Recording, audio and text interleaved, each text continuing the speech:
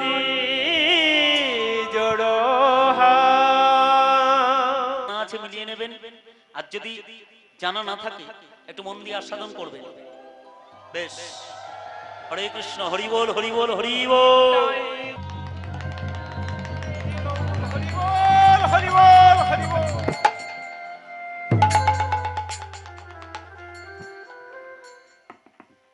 ছিল রঘুনাথ দাস, হলো গোস্বামী। কি করে হলো, কেমন ভাবে হলো, তারই পর্যালোচনা। খুব ভক্তি নিয়ে আস্বাদন করতে হবে, কারণ এমন একজন ভক্তের কথা আস্বাদন করব, যার কথা আস্বাদন করতে গিয়ে যদি মনের মধ্যে একটু হলেও ভক্তি যদি না থাকে, আপনি কিচ্ছু আস্বাদন করতে পারবেন না। তা রঘুনাথ দাস জমিদার বাড়ির সন্তান। কোন বাড়ি? জমিদার বাড়ি। বাপ জ্যাঠা জমিদার হিরণ্য দাস, গোবর্ধন দাস। এরা ছিল দুই ভাই। 550 বছর আগের কথা বলছি। হিরণ্য দাস, গোবর্ধন দাস, এরা ছিল দুই ভাই। হিরণ্য দাস হলো বড়, আর তারই ছোট ভাই যার নাম হলো গোবর্ধন দাস। হিরণ্য দাস তিনি ছিলেন নিঃসন্তান। কি বললাম? নিঃসন্তান, কোন সন্তানাদি ছিল না। আর তারই ছোট ভাই গোবর্ধন দাস, তার একমাত্র পুত্র সন্তান যার নাম হলো রঘুনাথ দাস। এই জমিদার বাড়ির ছেলে, জমিদার বাড়ির ছেলে যেই নাকি এই বাপ জ্যাঠা দুজনে এক জায়গাতে হলো, হওয়া মাত্রই হিরণ্য দাস বড় ভাই ছোট ভাইকে ডাকছে, ভাই গোবর্ধন, গোবর্ধন, গোবর্ধন। দাদা, দাদা আপনি আমায় ডাকছেন? হ্যাঁ, তোমায় ডাকছি, শোনো, এই শোনো, এই আমি তোমায় বলি শোনো, তুমি তো জানো আমার কোনো সন্তান নাই।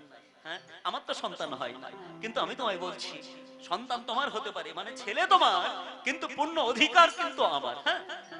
হ্যাঁ দাদা, এ তো আমার ভাগ্য দাদা, আপনি আমার ছেলেকে বড় করে তুলবেন, এটা আমার পরম সৌভাগ্য। এই শোনো, আমি যা ভালো বুঝবো তাই করব, তুমি কিন্তু কোনো বাধা দিতে পারবে না, মনে থাকবে তো? মনে থাকবে দাদা? তুমি যা ভালো বুঝবে, যেভাবে যেটা মনে করবে তাই হবে, তোমার বাইরে কোনো কিচ্ছু হবে না, আমি তোমায় বলছি। ভক্তমণ্ডলী, ভক্তমতী মায়ের, এইভাবে দাদা হিরণ্য দাস ছোট ভাই গোবর্ধনের কাছ থেকে এই ছেলেকে চেয়ে নিল। ছেলেকে চেয়ে নিয়ে গোবর্ধনকে বলছে, গোবর্ধন তুমি কিন্তু আমায় কথা দিলে যে আমি যা ভালো বুঝবো তাই করব, তুমি কোনো বাধা দিতে পারবে না, মনে থাকবে তো? দাদা আমি বলেছি তো। বেশ, তবে তাই যদি হয় তাহলে আমি এখনই কথা সিদ্ধি করছি, দাঁড়াও।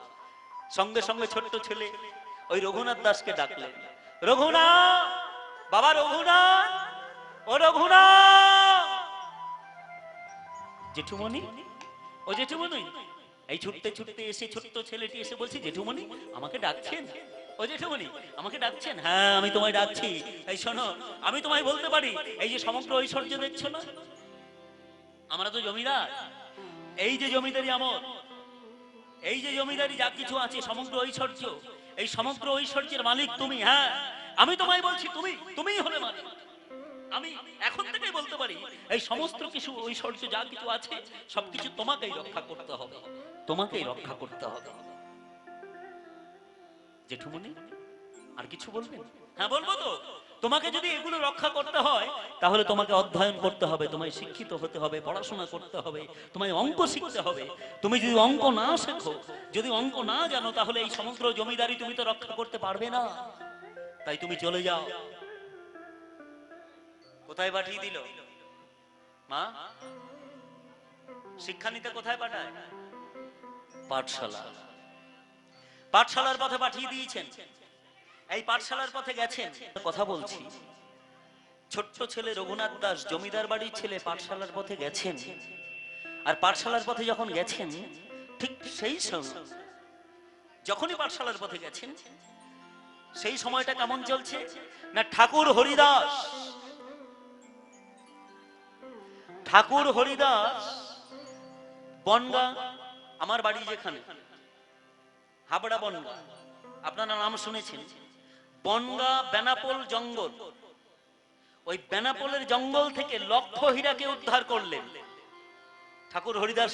যারা আস্বাদন করেছেন আপনারা প্রত্যেকেই অবগত। ঠাকুর হরিদাস সেই সময়ে লক্ষ হীরাকে বেনাপোলের জঙ্গল থেকে প্রথম এই লক্ষ হীরাকে উদ্ধার করে প্রথম যখন এসে বাসা বেঁধেছিলেন, সেই গ্রামটির নাম হলো এই হুগলি জেলার আদিসপ্ত গ্রামের পাশের গ্রাম, যার নাম হচ্ছে চাঁদপুর গ্রাম। এই চাঁদপুর গায়ে এসে ভক্তমন্ডলী, ভক্তিমতী মায়ের চাঁদপুর গায়ে এসে ঠাকুর হরিদাস একটা পর্ণকুঠির নির্মাণ করেছেন। গভীর একটি জঙ্গল, এক গ্রামের মধ্যে ভেতর ভাগে পর্ণকুঠির নির্মাণ করে তার মধ্যে বসে 3 লক্ষ নামের ব্রত করছেন, 3 লক্ষ নাম জপ করছেন। আর ঠাকুর হরিদাসকে দেখতে, সাধুকে দেখতে আশেপাশে যত ভক্তজনা আছে সকলে ঘিরে ঘিরে ভিড় করে। তারা প্রত্যেকেই ঠাকুর হরিদাসের বদন থেকে কৃষ্ণ নাম আস্বাদন করে। আর সকলকে ডেকে বলে, শোনো, এই ঠাকুর হরিদাস যারা নাম শুনতে আসে তাদেরকে ডেকে বলে, তোমরা গৃহী, তোমরা আবদ্ধ জীব, তোমাদের সংসার আছে, তার মধ্যে থেকেও তোমরা কি করবে জানো? জপ কৃষ্ণ, কহ কৃষ্ণ,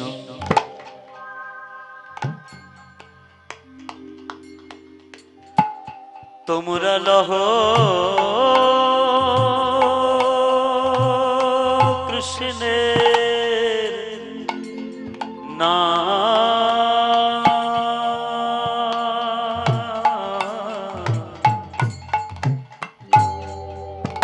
জপ কৃষ্ণ, কহ কৃষ্ণ।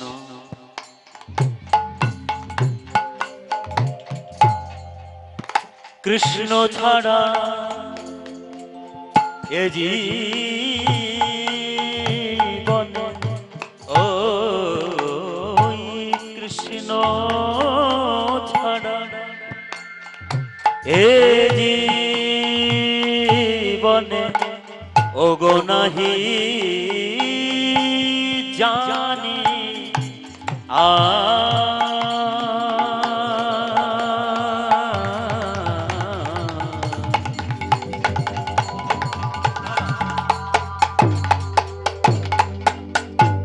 জপ কৃষ্ণ, কহ কৃষ্ণ, লহ কৃষ্ণের নাম,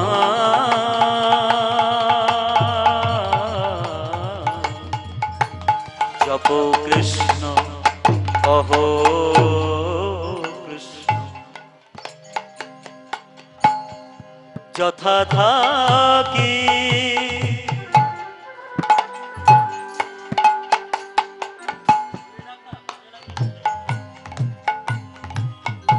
সদা দেখি,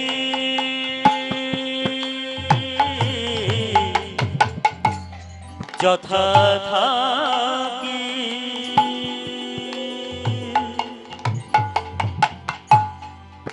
সদা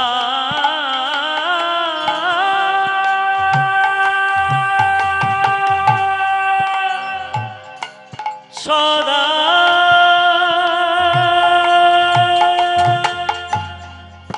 সদা দেখি, সদা দেখি সকল কৃষ্ণময়, কৃষ্ণ কৃষ্ণ ধ্যানে, কৃষ্ণ জ্ঞানে, কৃষ্ণ ধ্যানে, কৃষ্ণ জ্ঞানে মোর তনু মন রয় রয় রয়। মোর তনু মন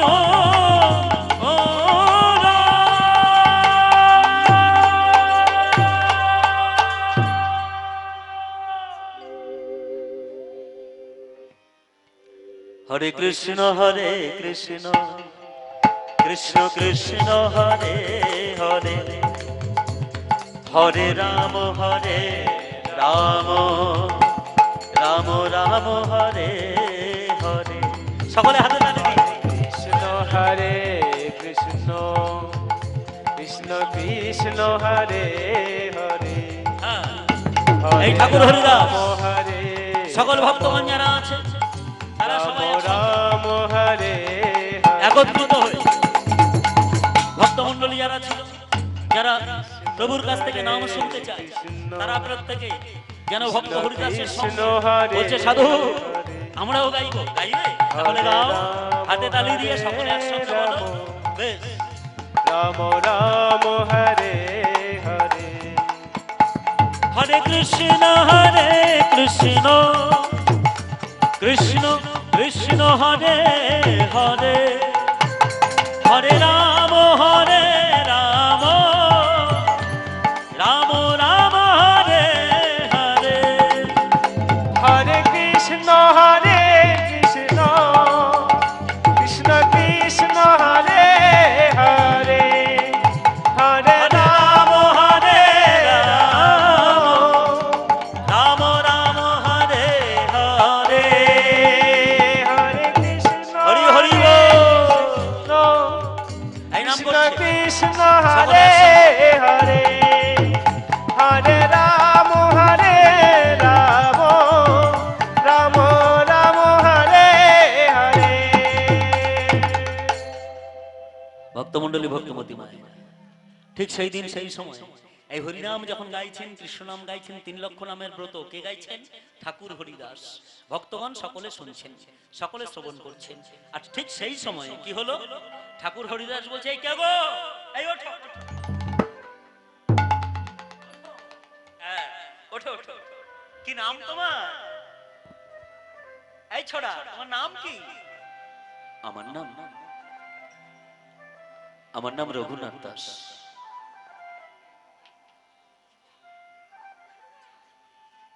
রঘুনাথ দাস, খুব সুন্দর নাম তো। তা তুমি এত অল্প বয়স, তুমি আমাদের কাছে এলে? এটা সাধু সঙ্গ, তুমি কেন এসেছো? ভক্তমণ্ডলী ভক্তমতী মায়ের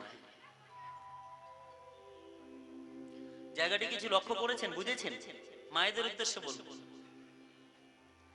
বুঝতে পেরেছেন কিছু? হ্যাঁ না কিছু একটা বলতে হবে তো, না হলে না, হ্যাঁ হলে হ্যাঁ। বুঝেছেন? বেশ। এদিকে মায়েরা বুঝতে পেরেছেন? তাও একটু ভেঙে বলি, যারা বোঝেননি তাদের জন্য। আপনারা মাথা নাড়িয়েছেন, এটা আপনাদের জন্য নয়, যারা বুঝতে পারেনি তাদের জন্য। জমিদার বাড়ির ছেলে রঘুনাথ দাস, তাকে কোথায় পাঠিয়েছিল? পাঠশালা। যেখানে হরিনাম হচ্ছে এটা কি পাঠশালা? এটা সাধু সঙ্গ? ঠাকুর হরিদাস প্রথম দৃষ্টি পাতাই ছোড়া, কি নাম তোমার? আমার নাম রঘুনাথ দাস। তার মানে বুঝতে পেরেছেন, ওই ছোট্ট ছেলেটি কিন্তু পাঠশালার পথে যায়নি। কোন পথে গেল? যে পথে গেলে সাধু দর্শন হবে, যে পথে গেলে বৈষ্ণব দর্শন হবে। এই বৈষ্ণব দর্শন করতে ওই ছোট্ট ছেলেটি এসে উপস্থিত হলেন। আর ঠাকুর হরিদাসের চরণ দুখানি যখন জড়িয়ে ধরেছে, জড়িয়ে ধরবার পরে বলছে এই শোনো, তোমার নাম কি? আমার নাম রঘুনাথ। বাবা, খুব ভালো নাম। কোথায় বাড়ি তোমার? এই কাছেই, পাশের গ্রাম আদি সপ্তগ্রাম। বাবা বাবা বাবা, তা তুমি কোন বাড়ির ছেলে বাবা? এই এই এই আমার দিকে দেখো, কোন বাড়ির ছেলে তুমি? হ্যাঁ, তুমি কোন বাড়ির ছেলে? এই বলতে গিয়ে হাঁ করে তাকিয়ে রইল, স্তব্ধ হয়ে গেল, মুখটা বন্ধ, বলতে পারছে না, মুখ বন্ধ। কেন বলুন তো? কারণ ভাবুন, ওই ছোট্ট ছেলের মনে কেমন দীনতা, কেমন জ্ঞান, যে মনে মনে ভাবছেন যিনি সর্বত্যাগী বৈষ্ণব, আর তার কাছে কিনা আমি বলবো আমি জমিদার বাড়ির ছেলে। না, এটা আমি বলতে পারবো না।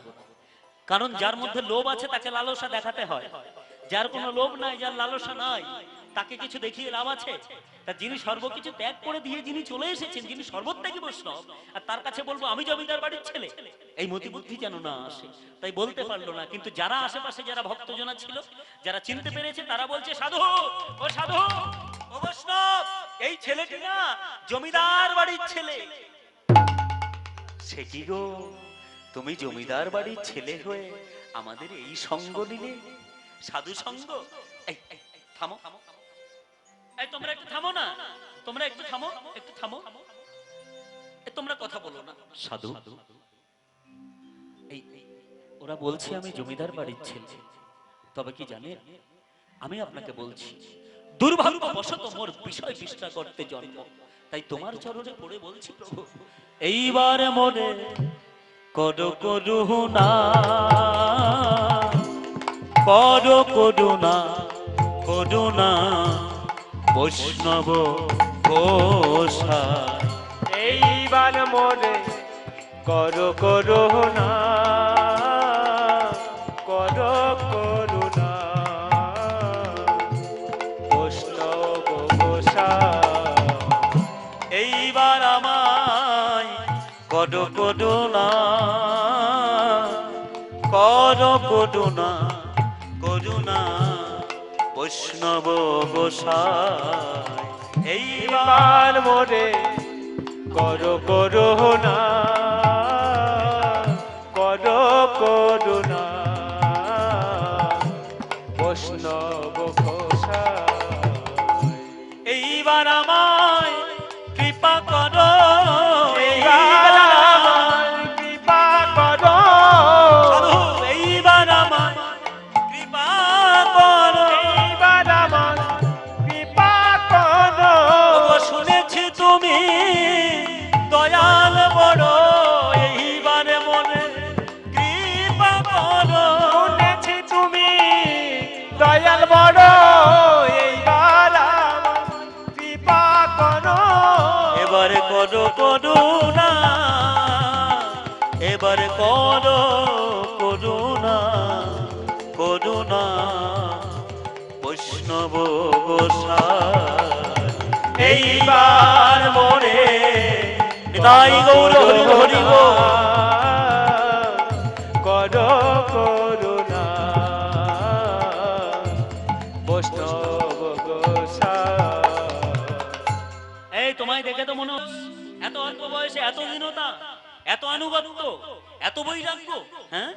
তোমায় তো মনে হচ্ছে তুমি পাগল হয়ে গেছো গো, হ্যাঁ?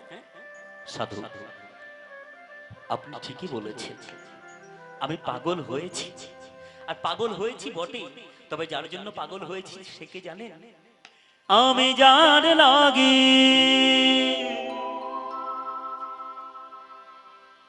পাগল হলাম, আমি তারে পেলাম কই।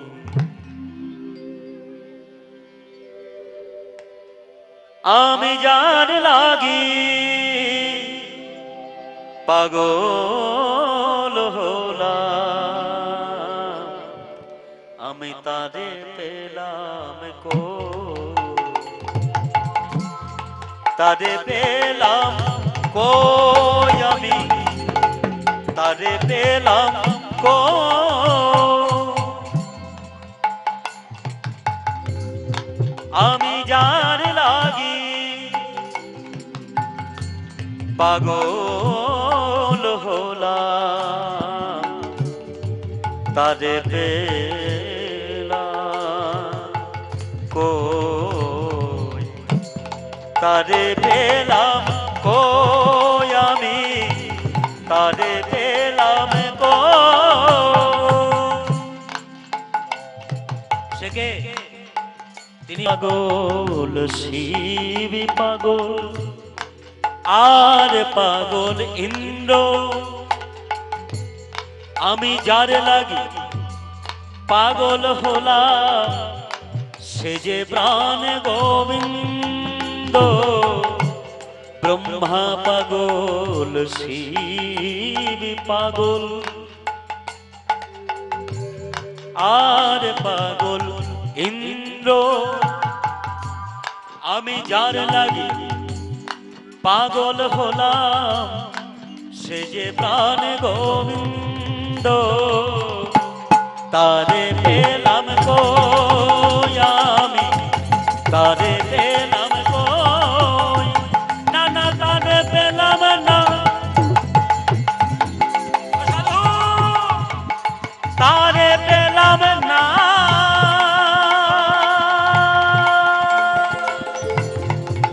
সাধু আমি তারে পেলাম না, আমি তারে পেলাম না, না আমি তাকে পেলাম না, সাধু বলে না আমি তারে পেলাম না।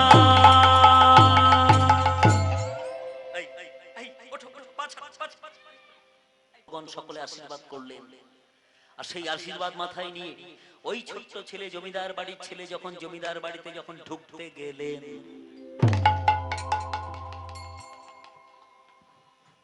আর এই ঢুকতে যাওয়া মাত্রই সঙ্গে সঙ্গে বাপ জ্যাঠা দাঁড়িয়েছিলেন, ধরে ফেললেন জ্যাঠামশাই, দাঁড়াও, যেখানে দাঁড়িয়ে আছো সেখানে দাঁড়িয়ে থেকে আমার কথাগুলির উত্তর দেবে। আমি হিরণ্যদাস, এখনো পর্যন্ত এখানে আমি যা বলবো তাই। আমি তোমায় বলেছি পাঠশালার পথে যেতে, আমি লোকমুখে শুনেছি তুমি পাঠশালায় যাও, কেন বলো? এই রঘুনাথ, তুমি কেন যাওনি? তুমি কোথায় যাও, কি করো, তুমি কি ভাবছো? আমি কিচ্ছু বুঝি না, কিচ্ছু জানি না, কেউ আমাকে সংবাদ দেয়নি, প্রত্যেকেই আমাকে সংবাদ দিয়েছে এই ছোট্ট ছেলেটি জমিদারি থাকবে না।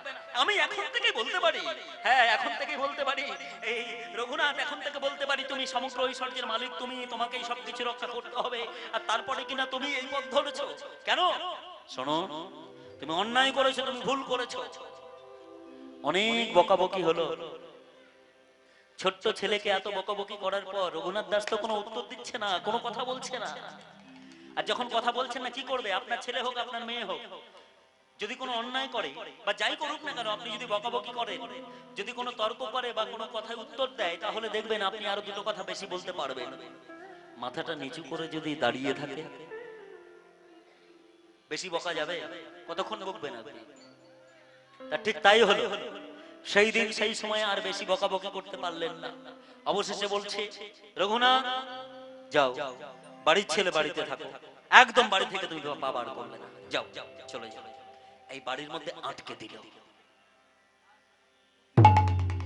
লক্ষ্য রাখছেন মায়েরা, যারা জমিদার তাদের জমিদারিতে একটা তেজ থাকবে। বলছে জমিদারের তেল ফুরিয়ে যায় কিন্তু তেজ ফুরায় না। তেল ফুরিয়ে যাবে কিন্তু তাদেরকে দেখলে মনে হবে না, তেজ কিন্তু সেই তেজ থাকবে। ঠিক তেমনি ভাবে ওই ছোট্ট ছেলেকে যখন আটকে দিল, ছোট্ট ছেলেটি সর্বক্ষণ ঘরের মধ্যে বসে কৃষ্ণ নাম বই অন্য কিছু জানে না, হাউ হাউ করে চিৎকার করে ঘরের কোণে বসে ওই ছোট্ট ছেলেটি কাঁদে আর বলে, কই কৃষ্ণ, কোথা কৃষ্ণ, কোথা কৃষ্ণ, আমি কৃষ্ণ পেলাম না, কই কৃষ্ণ, কোথা কৃষ্ণ, কৃষ্ণ আমি কৃষ্ণ পেলাম না, পেলাম না, দেখা দাও গো প্রভু কোথায় আছো, কোথায় আছো, তুমি কৃপা করো, করো। বুঝি ভক্তের ডাকে ভগবান সাড়া দিতে, আবারও বলছি শুনুন, বুঝি ভক্তের ডাকে ভগবান সাড়া দিতে ভগবান চৈতন্য মহাপ্রভু তিনি সন্ন্যাস ধর্মে দীক্ষিত হওয়ার পর মায়ের সঙ্গে দেখা করতে এসেছিলেন বুঝি রঘুনাথ দাসকে দর্শন দেওয়ার জন্য। আর ঠিক তাই হলো, রঘুনাথ দাসকে দর্শন দেওয়ার জন্য তিনি এসেছেন। কেমন? না প্রভু আমার এসে কীর্তনানন্দ বিভোর, শান্তিপুর ধাম, কীর্তন বই অন্য কিছু জানে না, আনন্দ আনন্দ মহানন্দ। আর এদিকে ওই ছোট্ট ছেলে রঘুনাথ দাস, কোথায় নদিয়া জেলা, কোথায় হুগলি জেলা, ওই হুগলি আদিসপ্ত গ্রামের ঘরের মধ্যে পড়ে থাকা সেই ছোট্ট ছেলেটি জমিদার বাড়ির ছেলে সংবাদ পেল ব্রজের কৃষ্ণ এবে চৈতন্য রূপে এসেছেন, আর তিনি এসেছেন মায়ের সঙ্গে দেখা করতে শান্তিপুরে অদ্বৈত ভবনে। আমি কি বসে থাকবো না, আমিও যাব। এই মনে করে পেছন দরজাটা খুলে পালিয়ে চলে এলো শান্তিপুরে। ভাবতে পারছেন, পেছন দরজা দিয়ে পালিয়ে ওই ছোট্ট রঘুনাথ দাস শান্তিপুরে চলে এলো, আর এসে দেখছেন মহাপ্রভু কীর্তনানন্দ বিভোর। ভজ হরে মন শ্রীনন্দ নন্দন অভয় চরণার বৃন্দ রে। ভজ হরে মন শ্রীনন্দের নন্দন অভয় চরণার বিন্দ রে। ভজ হরে মন শ্রীনন্দ নন্দন অভয় চরণার বৃন্দ রে।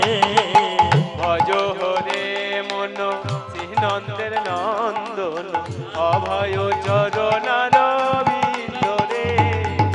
ভজ হরে আস্তে মন একদম বন্ধ। চরণার বৃন্দ রে। ভজ হরে মন শ্রীনন্দের নন্দন অভয় চরণার বিন্দ রে। ভজ হরে মন, এদিকে গাইছে, হাতে তালে দিন দেখি।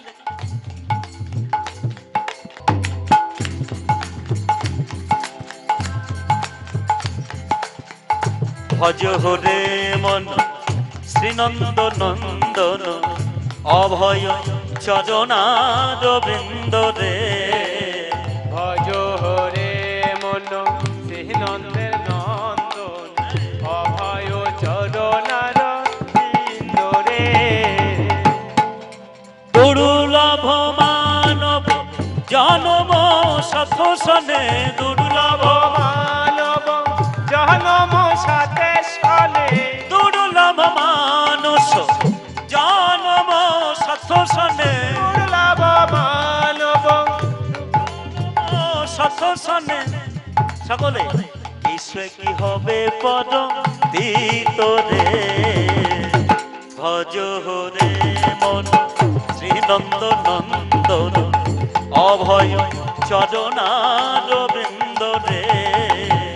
ভজ হরে মন শ্রীনন্দের নন্দন অভয় চরণার বিন্দু রে।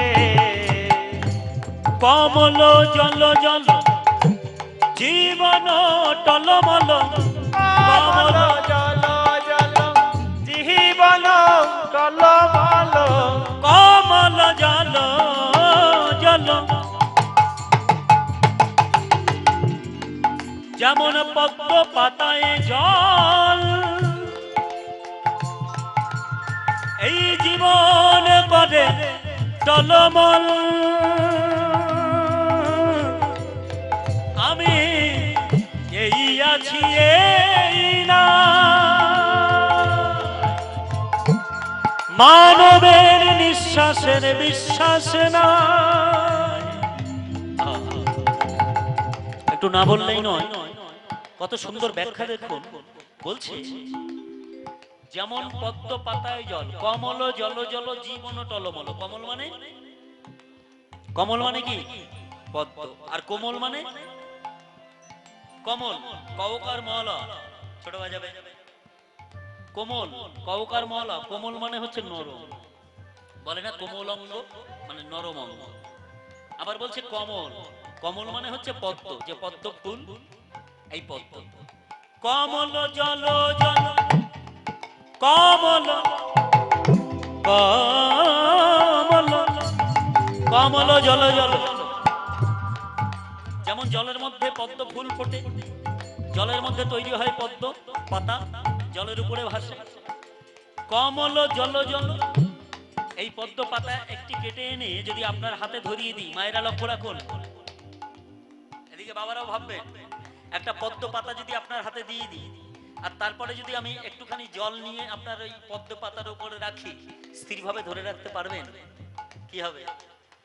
কমল জল জল জীবন টলমল, কমল জল জল জীবন টলমল, কমল জল জল জীবন টলমল, কমল জল জল জীবন টলমল, কমল জল জল জীবন টলমল, কমল কমল জল জল জীবন টলমল।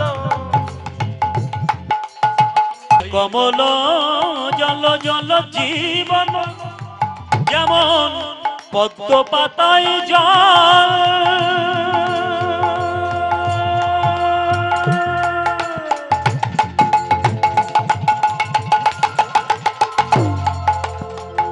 জীবন পদে এই টলম, আমি এই আছি এই নাই, মানবের নিঃশ্বাসের বিশ্বাস নাই। কমল জল জল জীবন টলমল, কমল জল জল জীবন টলমল, গোবিন্দ দাস অভিলাষী রে, ভজ রে মন। মায়ের উলুধ্বনি গাই গৌরে হরি হরি বল। নন্দন অভয় চরণার বিন্দ রে, ভজ রে মন শ্রীনন্দ নন্দন, অভয় চরণার বৃন্দ রে।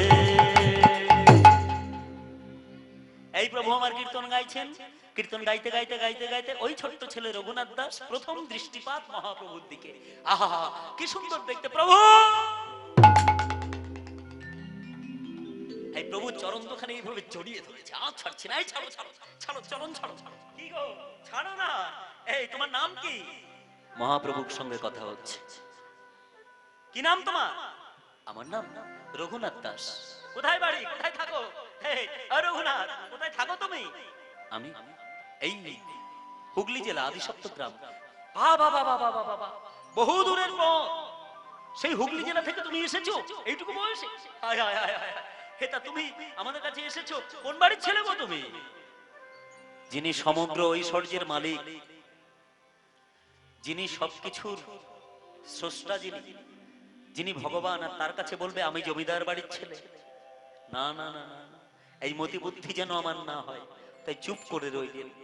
অবশেষে শান্তিপুর ধামে যত ভক্তজনা ছিলেন তার মধ্যে যারা চিনতে পেরেছে, কারণ দেখুন এটি পঞ্চায়েত এলাকা, তো গ্রাম পঞ্চায়েত প্রধানের যদি একটা ছেলে, প্রধানের মেয়ে, বা এই ছেলেটি প্রধানের ছেলে, কেন না একটু বিশেষ মানুষের ছেলে মেয়ে।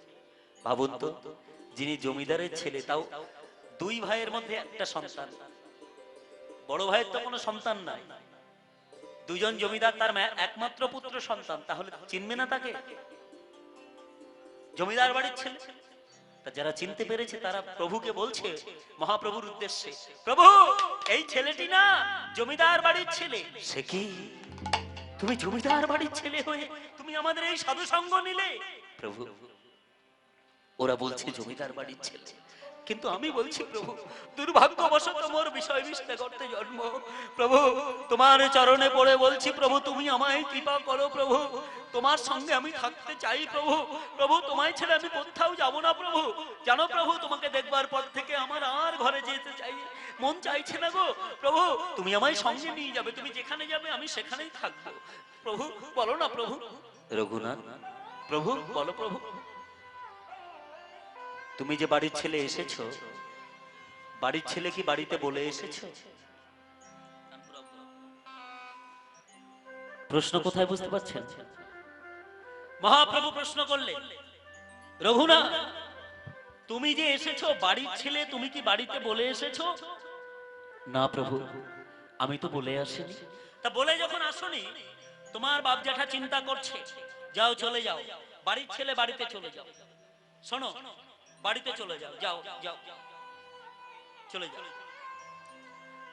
বাড়ির ছেলে কি করবে, মন খারাপ করে মহাপ্রভু বলেছে বাড়ি যেতে, তবে অজ্ঞা শিরোধার্য প্রভু, তুমি যা বলবে তাই। তুমি যখন বলছো বাড়িতে যেতে, আমি বাড়ি চলে যাব। আর যেই নাকি প্রতিদিন ওই আগের দিন যেমন হয়েছে, আজকের দিনেও সেই যেই নাকি বাড়িতে ঢুকেছে, রব জ্যাঠাকে এই ধরল, এই রঘুনাথ ওখানে দাঁড়াও, তুমি কিন্তু এই নিয়ে দুদিন হলো কেন করছো এগুলো আমি বুঝতে পারছি না। তুমি কি ভেবেছো, তুমি কোথায় যাচ্ছ, কিভাবে পালিয়ে চলে যাচ্ছ, আমি কিচ্ছু জানি না। এই একে একে কিছু হবে না বলে, কিচ্ছু হবে না। এই দাঁড়াও, দেখছি দেখছি। এই গোবর্ধন, এদিকে এসো, এদিকে এসো। দাদা কিছু বলবে দাদা? বলবো না মানে? এই ছেলেটিকে এত বুঝিয়ে বুঝিয়ে আর হচ্ছে না।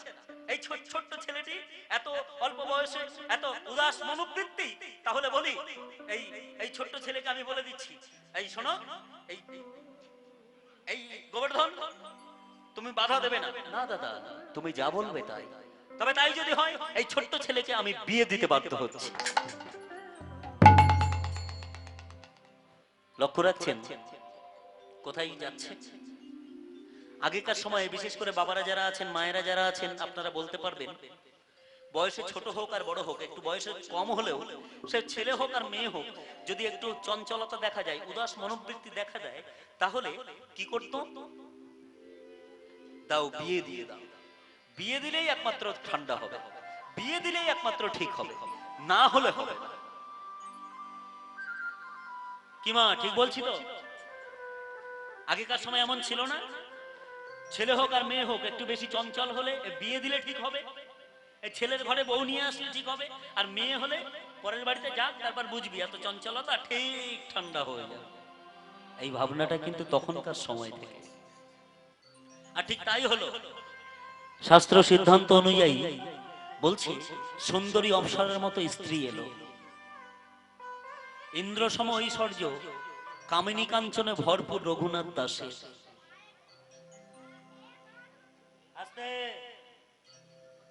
কামিনী কাঞ্চনে ভরপুর, সুন্দরী অপ্সরার মতো স্ত্রী কামিনী, আর কাঞ্চন বলছে ইন্দ্র সম ঐশ্বর্য। কেমন না, আজ থেকে 550 বছর আগে 20 লক্ষ টাকা আদায় হতো নবাবের আমল। লক্ষ্য রাখুন, এই হুগলি জেলা থেকে এই রাজ্যের মধ্যে রাজার আয়ত্তের মধ্যে যতটুকু আছে, নবাবের আমলের সময়ের কথা বলছি, যা আদায় হতো 20 লক্ষ টাকা আদায় হতো এক বছরে। নবাবকে দিয়ে দিত 8 লক্ষ। কত থাকে এইদিকে তোরা বল? 20 লক্ষ থেকে 8 বিয়োগ করলে কত থাকে? হ্যাঁ, হাই হাই হাই, 12 লক্ষ। হ্যাঁ, এই 12 লক্ষ টাকা ঘরে তুলতো ওই জমিদার বাড়িতে। মনে মনে ভাবছেন, এক বছরে 12 লক্ষ, তাহলে মাসে 1 লক্ষ, হিসাব অনুযায়ী গড় হিসাব করলে 1 লক্ষ টাকা মাসে আয় হলে বছরে 12 লক্ষ টাকা হয়। এটা ভাবতে হবে, এখনকার সময় নয়। এখনকার সময় 1 লক্ষ টাকা ইনকাম করেন অনেকেই আছেন, হাত তুলবেন। মাসে 1 লক্ষ ইনকাম করেন অনেকেই আছেন, কিন্তু আজ থেকে 550 বছর আগে 1 লক্ষ টাকা হিসাব করেছেন? 550 বছর আগে 1 লক্ষ টাকার মানে কতটা তার ভার ছিল? বছরে 12 লক্ষ টাকা, হিসাবে দেখা যায় যে এখনকার সময়ে গুণ করলে কোটি টাকারও বেশি। তাহলে বলতে পারি ইন্দ্র সম ঐশ্বর্য।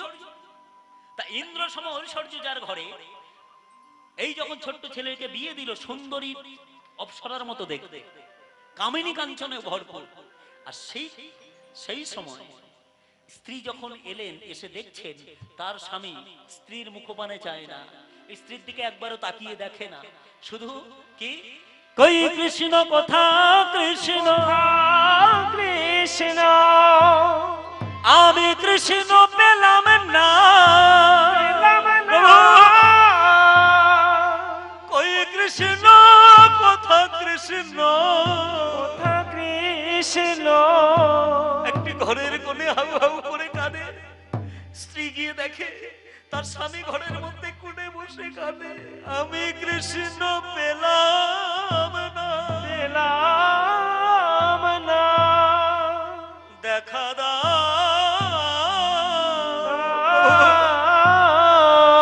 তুমি কোথায় আছো, করুণা করো, করুণা করো। হাওয়া হাওয়া করে কাঁদতে কাঁদতে কই কৃষ্ণ কোথা কৃষ্ণ বলে যখন কাঁদতে থাকে, বুঝি ভক্তের ডাকে ভগবান সাড়া দিতে আবার এসেছেন শান্তিপুরে। স্ত্রী নিজের স্বামীকে দেখলেন হাউ হাউ করে কাঁদছে, মনে মনে ভাবলেন আমি তো তার সহধর্মিনী, আমার স্বামী যদি কৃষ্ণকে ভালোবেসে, আমার স্বামী যদি কৃষ্ণকে কাছে পেয়ে যদি সুখ পায়, তাহলে আমি তো তার সহধর্মিনী, তার ধর্মে কেন আমি ব্যাঘাত করব? সহধর্মিনী তো তাকেই বলবে যখন স্বামীর ধর্মে সহযোগিতা করবে। যেজন স্ত্রী স্বামীকে সহযোগিতা করেন তার ধর্মের ক্ষেত্রে, তখন তাকে বলছে সহধর্মিনী। স্বামীকে সহযোগিতা করবেন। স্ত্রী কি করলেন, পেছন দরজাটা খুলে স্বামীর কানে কানে এসে বলছে, স্বামী তুমি যার জন্য পাগল হয়েছো তিনি এসেছেন শান্তিপুরে, আমি কথা দিচ্ছি কেউ বুঝতে পারবে না, যাও তুমি পেছন দরজা দিয়ে পালিয়ে চলে যাও, আমি কাউকে বলবো না, তুমি চলে যাও। তুমি বলছো? হ্যাঁ আমি বলছি, তুমি যার জন্য কাঁদছো আমি তো তোমার স্ত্রী, কেন আমি তোমায় বাধা দেবো, যাও তুমি চলে যাও। স্ত্রীর কথা মতো পেছন দরজা দিয়ে পালিয়ে চলে এলেন, আর আসবা মাত্রই এসে দেখছেন মহাপ্রভু চিৎকার করে সকলকে যেন শিক্ষা দেয়, কৃষ্ণ নাম কৃষ্ণ নাম কৃষ্ণ নাম করো,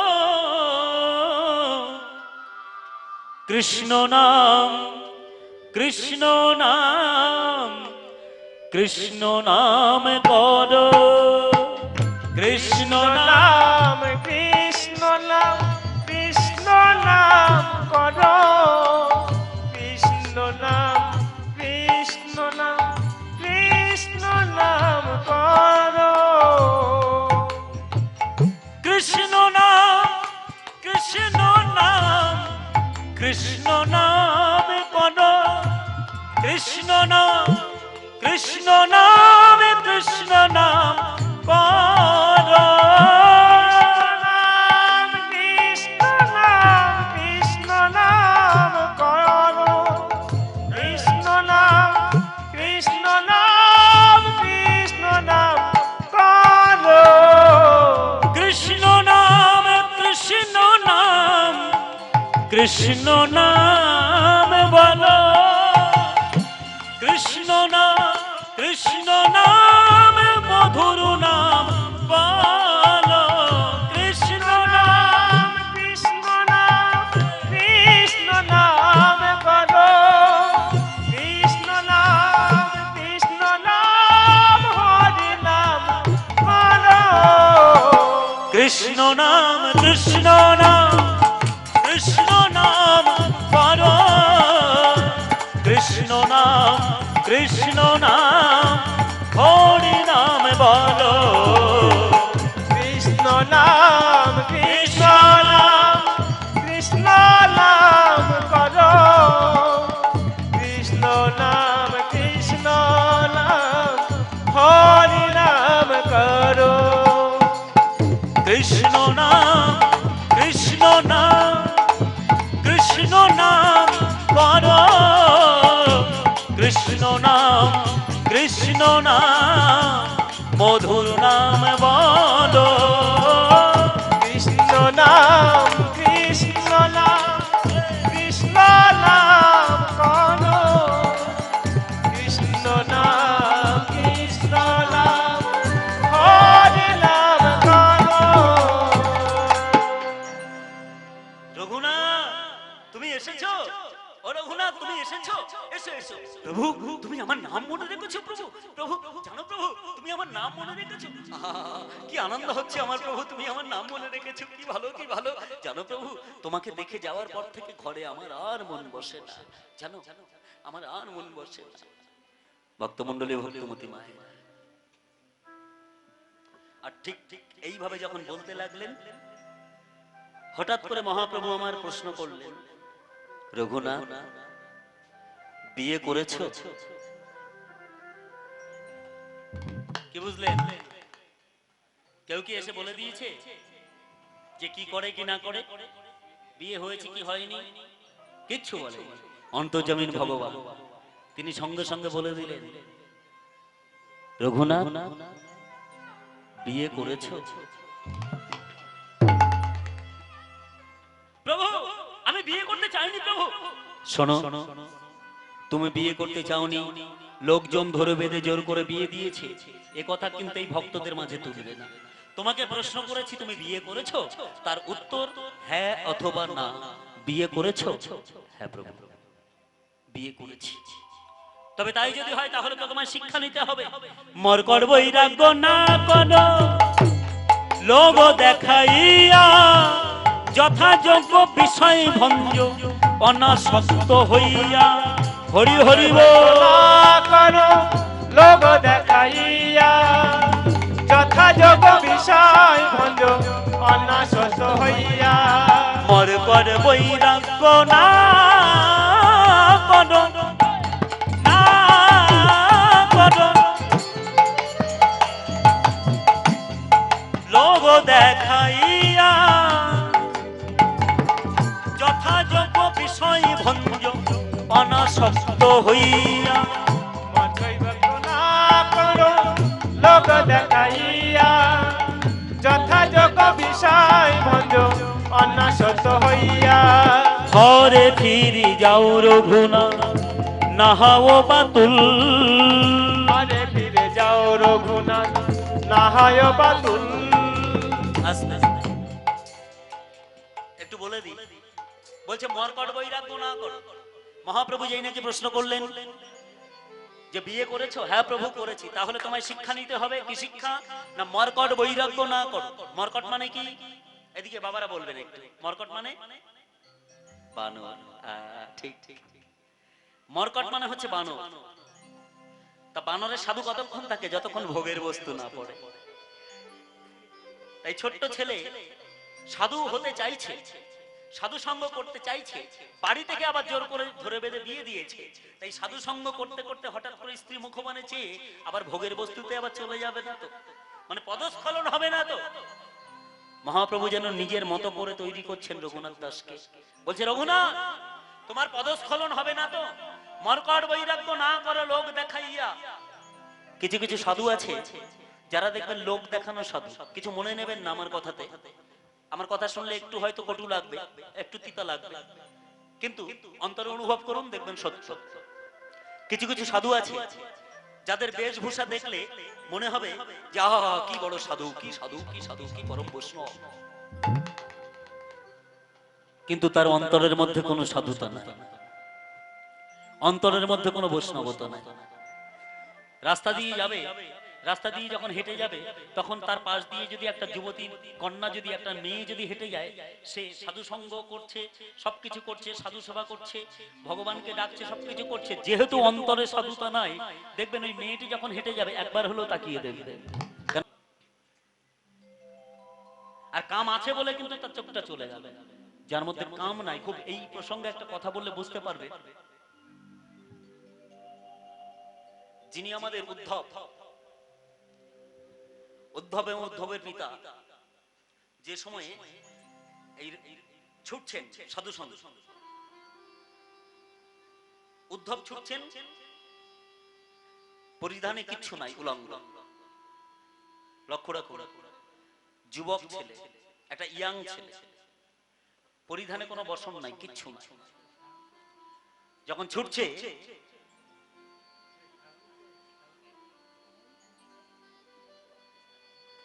যখনই ছুটলেন, রাস্তা দিয়ে যাচ্ছেন, লক্ষ্য রাখুন, যেতে যেতে যেতে যেতে যেতে যেতে রাস্তার পাশে, রাস্তার পাশে কয়েকজন যুবতী কন্যা তারা পুকুর ঘাটে স্নান করছে। সেখান থেকে যখন দেখলেন এই যুবক ছেলেটি চলে যাচ্ছে, তারাও কিন্তু স্নান যেহেতু করছেন তাদেরও বসন ভূষণ ঠিক নাই। তারা এসে বড় জোর করে যে অবস্থাতে ছিলেন তারা দেখছেন, আহা হা সাধু যাচ্ছেন। লক্ষ্য রাখুন জায়গাটি, সাধু যাচ্ছেন তারা দেখছেন, আর তার পিছ পিছ মানে তার পেছনে ওই বয়োজ্যেষ্ঠ তার পিতা যখন দৌড়াচ্ছেন, আর তাকে দেখবার পরে যেই নাকি তাকে দেখলেন, দেখবার পরে সঙ্গে সঙ্গে ওই যুবতী কন্যারা যারা ছিল তারা সঙ্গে সঙ্গে এই বসন ভূষণ দিয়ে নিজেদের দেহটাকে ঢাকছে।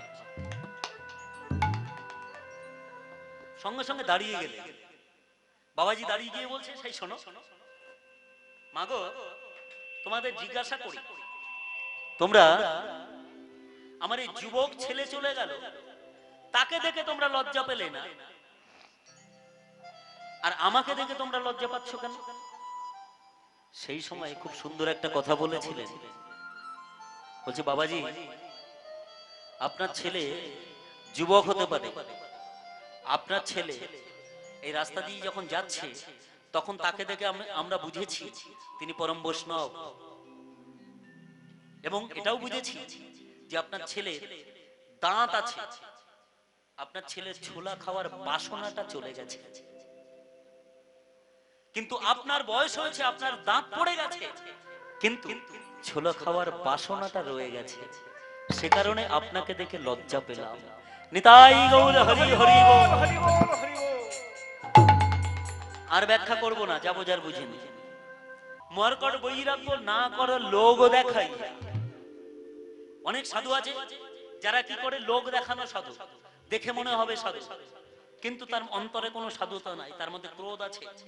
যারা প্রকৃত সাধু হবে তাদের মধ্যে ক্রোধ থাকবে না, যারা প্রকৃত বৈষ্ণব হবে তাদের ভাষাজ্ঞান ঠিক থাকবে। যার জন্য বলছে বৈষ্ণব চেনা যায় বৈষ্ণবীয় ভাষায়। আপনার ভাষার মধ্যে যদি কখনো কোনো ভাবে ক্রোধ প্রকাশ পায় তাহলে ভাববেন আপনি এখনো বৈষ্ণব হতে পারেননি। আপনার মধ্যে সব সময়ের জন্য সদা হাস্যময় হতে হবে, দুঃখ কষ্ট জ্বালা যন্ত্রণা ক্রোধ এগুলি কিচ্ছু থাকবে না। অমানিমানদ কৃষ্ণ নাম সদা, মানে বয়সে ছোট হোক আর বড় হোক সকলকে মান্যগণ্য করতে হবে। এই যে আপনারা আছেন, আপনাদেরকে ডেকে বলছি বাবাজি ভালো আছেন, বাবা ভালো আছেন, মা ভালো আছেন, আর ছোট্ট মেয়েটি আছে, এই কিরে ভালো আছিস, না এইভাবেও বলা যাবে না। আপনাকে যেমন বলছি মা হরে কৃষ্ণ ভালো আছেন, এই বাচ্চা মেয়েটিকেও বলতে হবে যে বাবু ভালো আছো তো, মানে একেও সম্মানটা করতে হবে। অমানি মানদ কৃষ্ণ নাম সদা, সকলকে মান্যগণ্য করতে হবে। তাহলে কি না মানুষে মানুষে ব্রজে রাধা কৃষ্ণ সেবা অবশ্যই পাই। আমরা যারা আছি আমরা কি করি, বিশেষ করে মায়েদের ক্ষেত্রে বেশি হয়, যে তারা কেমন হয় জানেন, গ্রাম্য কথা না কহিবা গ্রাম্য কথা না শুনিবা, মানে কারো পরের যে সমালোচনা, এই সমালোচনা করাও যাবে না, সমালোচনা শোনাও যাবে না। যদি কোনো বাবা বা কোনো মা কারোর মধ্যে যদি এই প্রবণতা থাকে যে কারো কথা, কারো দুর্নাম হোক, যা কিছু হোক না কেন, একটু আলোচনা শুনবো, এই কি হয়েছে রে, ওই বাড়ির মেয়ে কালকে রাত 10টায় বাড়ি ফিরলো কেন, হ্যাঁ কোথায় গেছিল রে, কার সাথে গিয়েছিল, এই যে শুনতে যাচ্ছেন, আপনার জীবনে বৈষ্ণবতা আসবে না, কারণ আপনি সমালোচনা করছেন।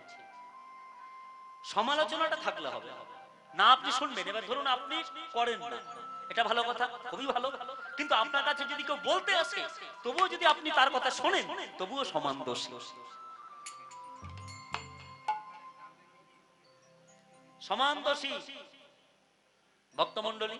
তা সেই দিন সেই সময় যেন মহাপ্রভু নিজের মতো করে তৈরি করছেন রঘুনাথ দাসকে, বলছে শোনো আমি তোমায় বলছি, তোমার পরে আবার পদস্খলন হবে না তো, লোক দেখানো সাধু তুমি হবে না তো, তুমি যে সাধু হতে চাইছো রঘুনাথ, মরকর বৈরাগ্য না করো লোক দেখাইয়া, যথাযোগ্য বিষয় ভঞ্জ অনাসক্ত হইয়া।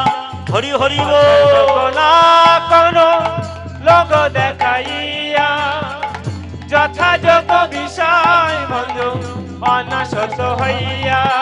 ঘরে ফিরি যাও রঘুনাথ নাহাও বাতুল, ঘরে ফিরে যাও রঘুনাথ না হয় বাতুল। এবারে ক্রমে ক্রমে লোক পায় ভব সিন্ধুকুল, ক্রমে ক্রমে লোক পায় ভব সিন্ধুকুল।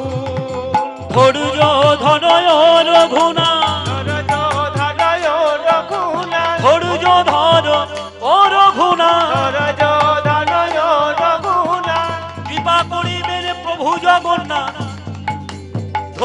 ধর ও রঘুনাথ। কৃপা করিবেন প্রভু জগন্নাথ রজোধনয় রঘুনাথ। কৃপা করিবেন প্রভু জগন্নাথ, জয় দাও আমার জগন্নাথে। কৃপা করিবেন প্রভু জগন্নাথ, জয় দাও আমার জগন্নাথে। কৃপা করিবেন প্রভু জগন্নাথ ধৈর্য ধনয় রঘুনাথ। রজোধনয় রঘুনাথ। অব ক্রমে ক্রমে লোক পাই ভব সিন্ধুকুল। ক্রমে ক্রমে লোক পায় ভব সিন্ধুকুল। সে কি প্রভু, তুমি বলছো জগন্নাথ দেবের কাছে তুমি আমার কাছে আমার জন্য বলবে? হ্যাঁ, আমি তোমার জন্য বলবো। জগন্নাথ দেবের কাছে গিয়ে আমি তোমার জন্য কাঁদবো। জগন্নাথ দেবের কাছে গিয়ে আমি তোমায় বলবো। কিন্তু আমি তোমায় বলছি, বাড়ির ছেলে তুমি যে যেভাবে আসছো এভাবে এসো না। এরপরে যদি কখনো তুমি এসো তাহলে বলে এসো। বিয়ে তো করেছো, যখন সন্তান হবে তখন বুঝতে পারবে বাড়ির সন্তান একবেলা না বলে কোথাও চলে গেলে বাবা মায়ের যে কি কষ্ট হয়। এই শিক্ষা মাথায় নিয়ে বাড়ির ছেলে বাড়িতে চলে এলো। বাড়িতে আসবা মাত্রই ওই যে বলেছে বাড়ির ছেলে বাড়িতে বলে এসো, বাপ যেটা ধরেছে এই দাঁড়া, এই কথা বলবার আগে নিজেই বলে দিলেন দাঁড়ান। আপনারা তো প্রশ্ন করবেন আমি কোথায় যাই, কি করি, কি আমার মনোবৃত্তি। আমি আপনাদেরকে বলি, মন দিয়ে শুনুন। আমি যার জন্য পাগল হয়েছি তিনি হলেন ব্রজের কৃষ্ণ, এবে চৈতন্য রূপে এসেছেন। তিনি এসেছিলেন শান্তিপুরে অদ্বৈত ভবনে, আর আমি সেখানে গিয়েছিলাম তার সঙ্গে দেখা করতে। আর এ কথা শোনা মাত্রই বাপ জ্যাঠা ধার্মিক সঙ্গে সঙ্গে এই জ্যাঠামশাই হিরণ্যদাস গোবর্ধনকে ডেকে বলছে, গোবর্ধন, গোবর্ধন, আমি ভুল করেছি, তুমিও ভুল করেছো, ভুল করেছে আদি সপ্ত গ্রামের মানুষ। না হলে ভাবো তো, পূর্বজন্মের সুকৃতির ফলে সন্তানের দেহে যদি বৈরাগ্য আসে, তার পিতামাতা জন্মদাতা তার প্রারাব্ধ খণ্ডাতে ব্যর্থ হয়ে যায়, আমরাও ব্যর্থ হয়েছি। না হলে ভাবো তো, ইন্দ্র সম ঐশ্বর্য, সুন্দরী অপ্সরার মতো স্ত্রী, কামিনী কাঞ্চনে ভরপুর, তাতে মনে দড়ির কি সাধ্য আছে আমার এই রঘুনাথ দাস ছেলেটিকে বেঁধে রাখতে পারে ঘরে? রঘুনাথ, এবার যদি তিনি কখনো আসেন, যাওয়ার আগে বলে যেও। প্রভু এলেই বলে যাবে, না বলে যেও না। না বলে গেলে আমরা কষ্ট পাই, আমাদের দুঃখ হয়, আমাদের জ্বালা হয়, যন্ত্রণা হয়। কেন জানো? একটাই তো তুমি ছেলে, একবেলা না দেখলে আমরা খুব দুশ্চিন্তায় পড়ে যাই, খুব দুশ্চিন্তায় পড়ে যাই। তাই বলি শোনো, এবারে যদি যাও, যাওয়ার আগে বলে যাবে, না বলে কিন্তু যেও না। এই বলে দিলেন। কিছুদিন পর মহাপ্রভু যখন এসেছেন, এক সংবাদ পাওয়া মাত্রই, এখন তো পারমিশন হয়ে গেছে, বাড়ি থেকে বলেছে বলে যেতে, যেতে তো বারণ করেনি। এই বাবজাটা সম্মুখে যখন এলেন, কিরে কিছু বলবি বাবা? হ্যাঁ, যে কথা শুনলে আপনারা আনন্দ পাবেন, এই ব্রজের কৃষ্ণ তিনি এসেছেন, আমি যাব দেখা করতে, আমি তাহলে আসি।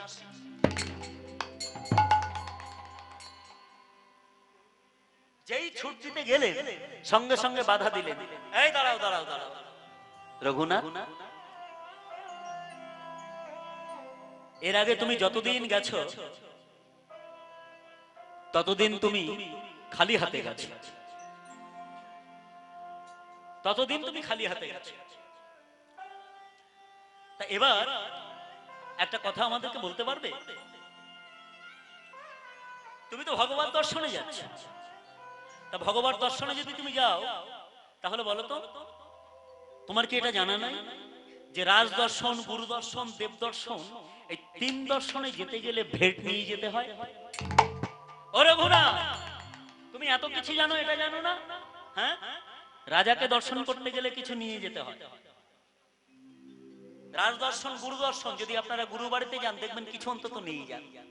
বাড়িতে একটা লাউ গাছ থাকলে সেই লাউ গাছের শাক হোক বা পাতা হোক, বা একটা লাউ কেটে নিয়ে হলেও গুরুদেবের বাড়িতে গিয়ে বলেন যে গুরুদেব, আমি আপনার সেবার জন্য এটা নিয়ে এসেছি। কেন? এটা নিয়ম। রাজ দর্শন, গুরু দর্শন আর দেব দর্শন। এই যে আপনারা কীর্তন আস্বাদন করতে এসেছেন, গতদিন কিন্তু আপনারা আস্বাদন করবার পরে সকলে এসে কিন্তু এখানে ভাগবতী আসনে প্রণাম করেছেন এবং 1 টাকা হলেও দিয়েছেন। কেন না? এটি হলো দেব দর্শন। এই দেব দর্শন করতে গেলেও ভেট নিয়ে যেতে হয়। যার যেমন সামর্থ্য, যে যেমন পারবেন তেমন দেবেন, কিন্তু দিতে হয়, নিয়ম। গতকাল কিন্তু বলিনি, আপনারা জানেন বলে করেছে। তা বলছে রাজ দর্শন, গুরু দর্শন, দেব দর্শন, এই তিন দর্শন করতে গেলে ভেট নিয়ে যেতে হয়। তা রঘুনাথ, তুমি যতবার গেছো তুমি খালি হাতে গেছো। আরে আমাদের কি কিছু অভাব আছে? তুমি যাবে, লোকজন যাবে তোমার সঙ্গে, লোকজনের মাথায় থাকবে দ্রব্য সম্পদ, তুমি যাবে জমিদারের মতো।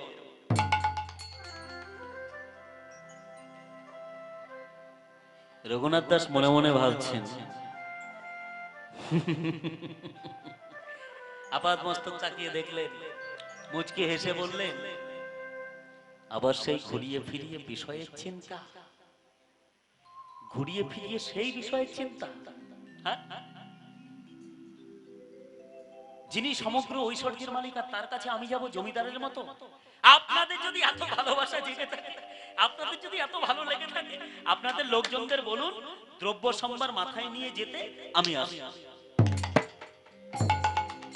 এই মহাপ্রভু তিনি আছেন শান্তিপুরে, আর এই রঘুনাথ দাস ছুটলেন। বাবজাটা জোরপূর্বক এই 10 জনকে দিয়ে পাঠিয়ে দিলেন। এই চলছেন এখন মহাপ্রভুর সঙ্গে দেখা করতে। জয় জয় জয় শ্রীকৃষ্ণ চৈতন্য, জয় হে পতিত পাবন। জয় জয় জয় শ্রীকৃষ্ণ চৈতন্য, জয় হে পতিত পাবন। ওরাঙা চরণে করি নিবেদন, রাঙা চরণে করি নিবেদন। ওরাঙা চরণে, ওরাঙা চরণে, ওরাঙা চরণে করি নিবেদন, রাঙা চরণে করি নিবেদন। কৃপা করে রাখো ওই চরণ। জয় জয় জয় শ্রীকৃষ্ণ চৈতন্য, জয় হে পতিত পাবন। এই চলছেন 10 জন। জয় শ্রীকৃষ্ণ চৈতন্য, জয় হে পতিত পাবন। জয় জয় জয় শ্রীকৃষ্ণ চৈতন্য, জয় হে পতিত পাবন।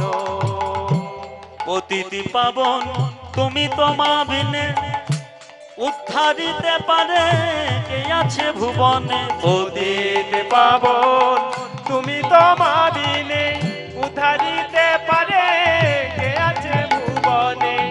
পতিতি পাবন তুমি তোমা বিনে, তুমি তোমা বিনে উদ্ধারিতে পারে কে আছে ভুবনে। পতিতি পাবন তুমি তোমা বিনে উদ্ধারিতে পারে কে আছে ভুবনে। রঘুনাথ কাঁদে, রঘুনাথ কাঁদে তব চরণ ধরে, রঘুনাথ কাঁদে তব চরণ ধরে। রঘুনাথ কাঁদে তব চরণ ধরে, রঘুনাথ কাঁদে তব চরণ ধরে। কৃপা করে রাখো ওই চরণ। জয় জয় জয় শ্রীকৃষ্ণ চৈতন্য, জয় হে পতিত পাবন। বলো ধ্বনি। জয় জয় জয় শ্রীকৃষ্ণ চৈতন্য, জয় হে পতিত পাবন।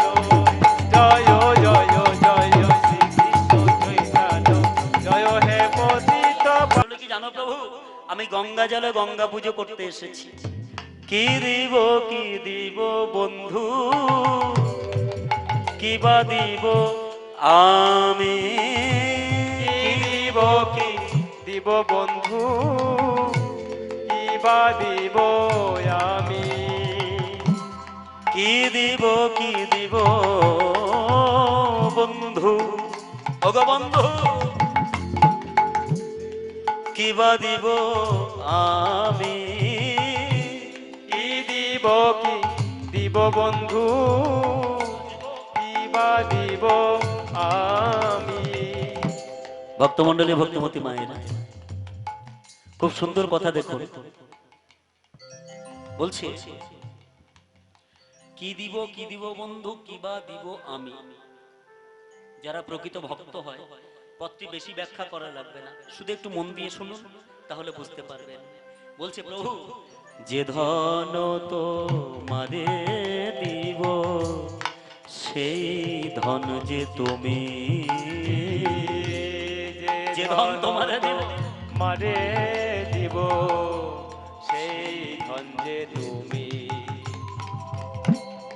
যে ধন তোমারে দিব তো সেই ধন যে তুমি, যে ধন তোমারে দিব সেই ধন যে তুমি। ওগো তুমি তো আমারি বন্ধু, তুমি তো আমারি বন্ধু, সকলে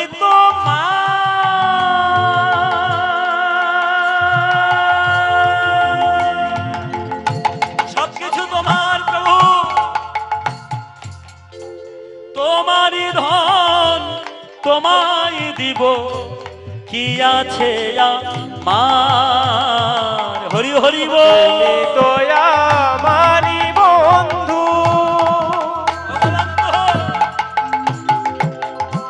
সকলি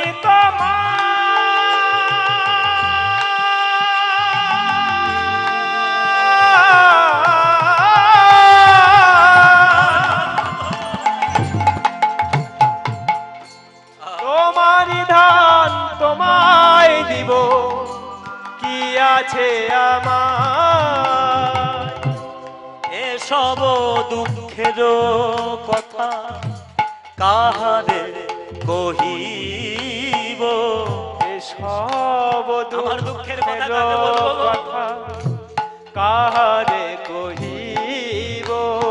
তাই তোমারই ধন তোমায় দিয়ে দাসী হয়ে রব, নরোত্তম দাসে বলে শুনো আমার গৌর গুণমণি, প্রভু তোমারই সকলি আছে, তোমারই এই সকলই আছে, আমার কেবল তুমি প্রভু, তোমা ছাড়া কিছু জানি না, হরি হরি বল। ছাড়া কিছু জানি না, প্রভু গো, তোমা ছাড়া কিছু জানি না, তোমা ছাড়া কিছু জানি না। ওগো দয়াল গৌর গুণমণি, তোমা ছাড়া কিছু জানি না, দয়া দয়াল গুণমণি, তোমার ছাড়া কিছু জানি না। ওগো দয়াল গৌর গুণমণি, এই অধমে চরণে রাখো দয়া তোমার ছাড়া কিছু জানি এই না। অধমে চরণে রাখো, তোমার ছাড়া কিছু জানি না।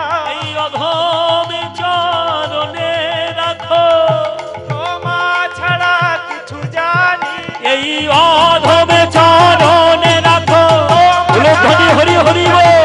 অধমে চরণে রে, তোমার ছাড়া কিছু জানি না।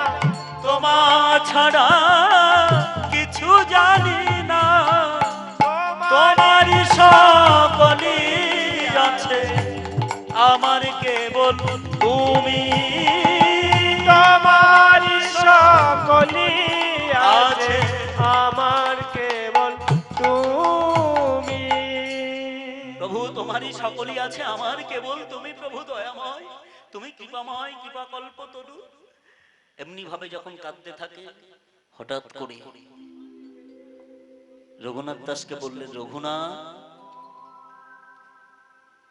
বাড়ির ছেলে বিয়ে যখন করেছো, বাড়িতে গিয়ে সংসারটা তুমি মন দিয়ে করো, সংসারটা তুমি মন দিয়ে করো। যখনই মহাপ্রভুর কাছ থেকে এই কথা শুনলেন, হাউ হাউ করে চিৎকার করে কেঁদে উঠলেন, প্রভু তুমি এতদিন পর্যন্ত বলেছো বাড়ি থেকে বলে আসিনি কেন? আমি এখন বাড়ি থেকে বলে এলাম, তারপরেও তুমি বলছো তুমি আমার সঙ্গে নিয়ে যাবে না। জানো প্রভু, আমি তোমার সাথে থাকতে চাই প্রভু, তুমি যেখানে যাবে আমি তোমার সঙ্গ করতে চাই, তোমার সঙ্গে থেকে আমি হরিনাম গাইতে চাই। আমি তোমায় বলছি, জগন্নাথ দেবের কৃপা যেদিন হবে সেদিন তুমি পাবে আমার সঙ্গ। জগন্নাথ দেবের কাছে আমি তোমার জন্য বলবো, তোমার জন্য কাঁদবো ওই পুরীধামে গিয়ে। প্রভু তুমি আমার জন্য কাঁদবে পুরীধামে? না প্রভু, আমি বুঝেছি তুমি দয়াময়, তুমি করুণাময়, তুমি কৃপাময়। তবে তাই যদি হয় প্রভু, বেশ তুমি যা বলবে তাই শুনবো, তব আজ্ঞা শিরোধার্য প্রভু। আমি বাড়ির ছেলে বাড়িতে চলে যাচ্ছি। এই বলে বাড়ির ছেলে যখন বাড়িতে চলে এলো, বাড়ির লোকজন বাপ জ্যাঠা জিজ্ঞাসা করলেন, হ্যাঁ রে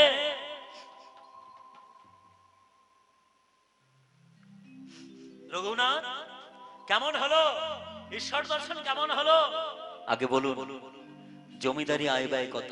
সে কি এই খবরদার, এই এদিকে এসো, এদিকে এসো। যে ছেলেকে দড়ি দিয়ে বেঁধে, যে ছেলেকে প্রহার করে, যার মুখ থেকে যে কথা পাইনি, সেই ছেলেটি এই ঈশ্বর দর্শন করে এসে আমায় কিনা বলে কত আয় কত ব্যয়? হ্যাঁ, জমিদারি আয় ব্যয় জিজ্ঞাসা করছে। হাই হাই হাই, যদি আগে জানতাম তাহলে তো বাধা দিতাম না। বাবা বস, বাবা আয় আমার কাছে আয়। কত না আনন্দ হলো, বুঝতে পারছেন?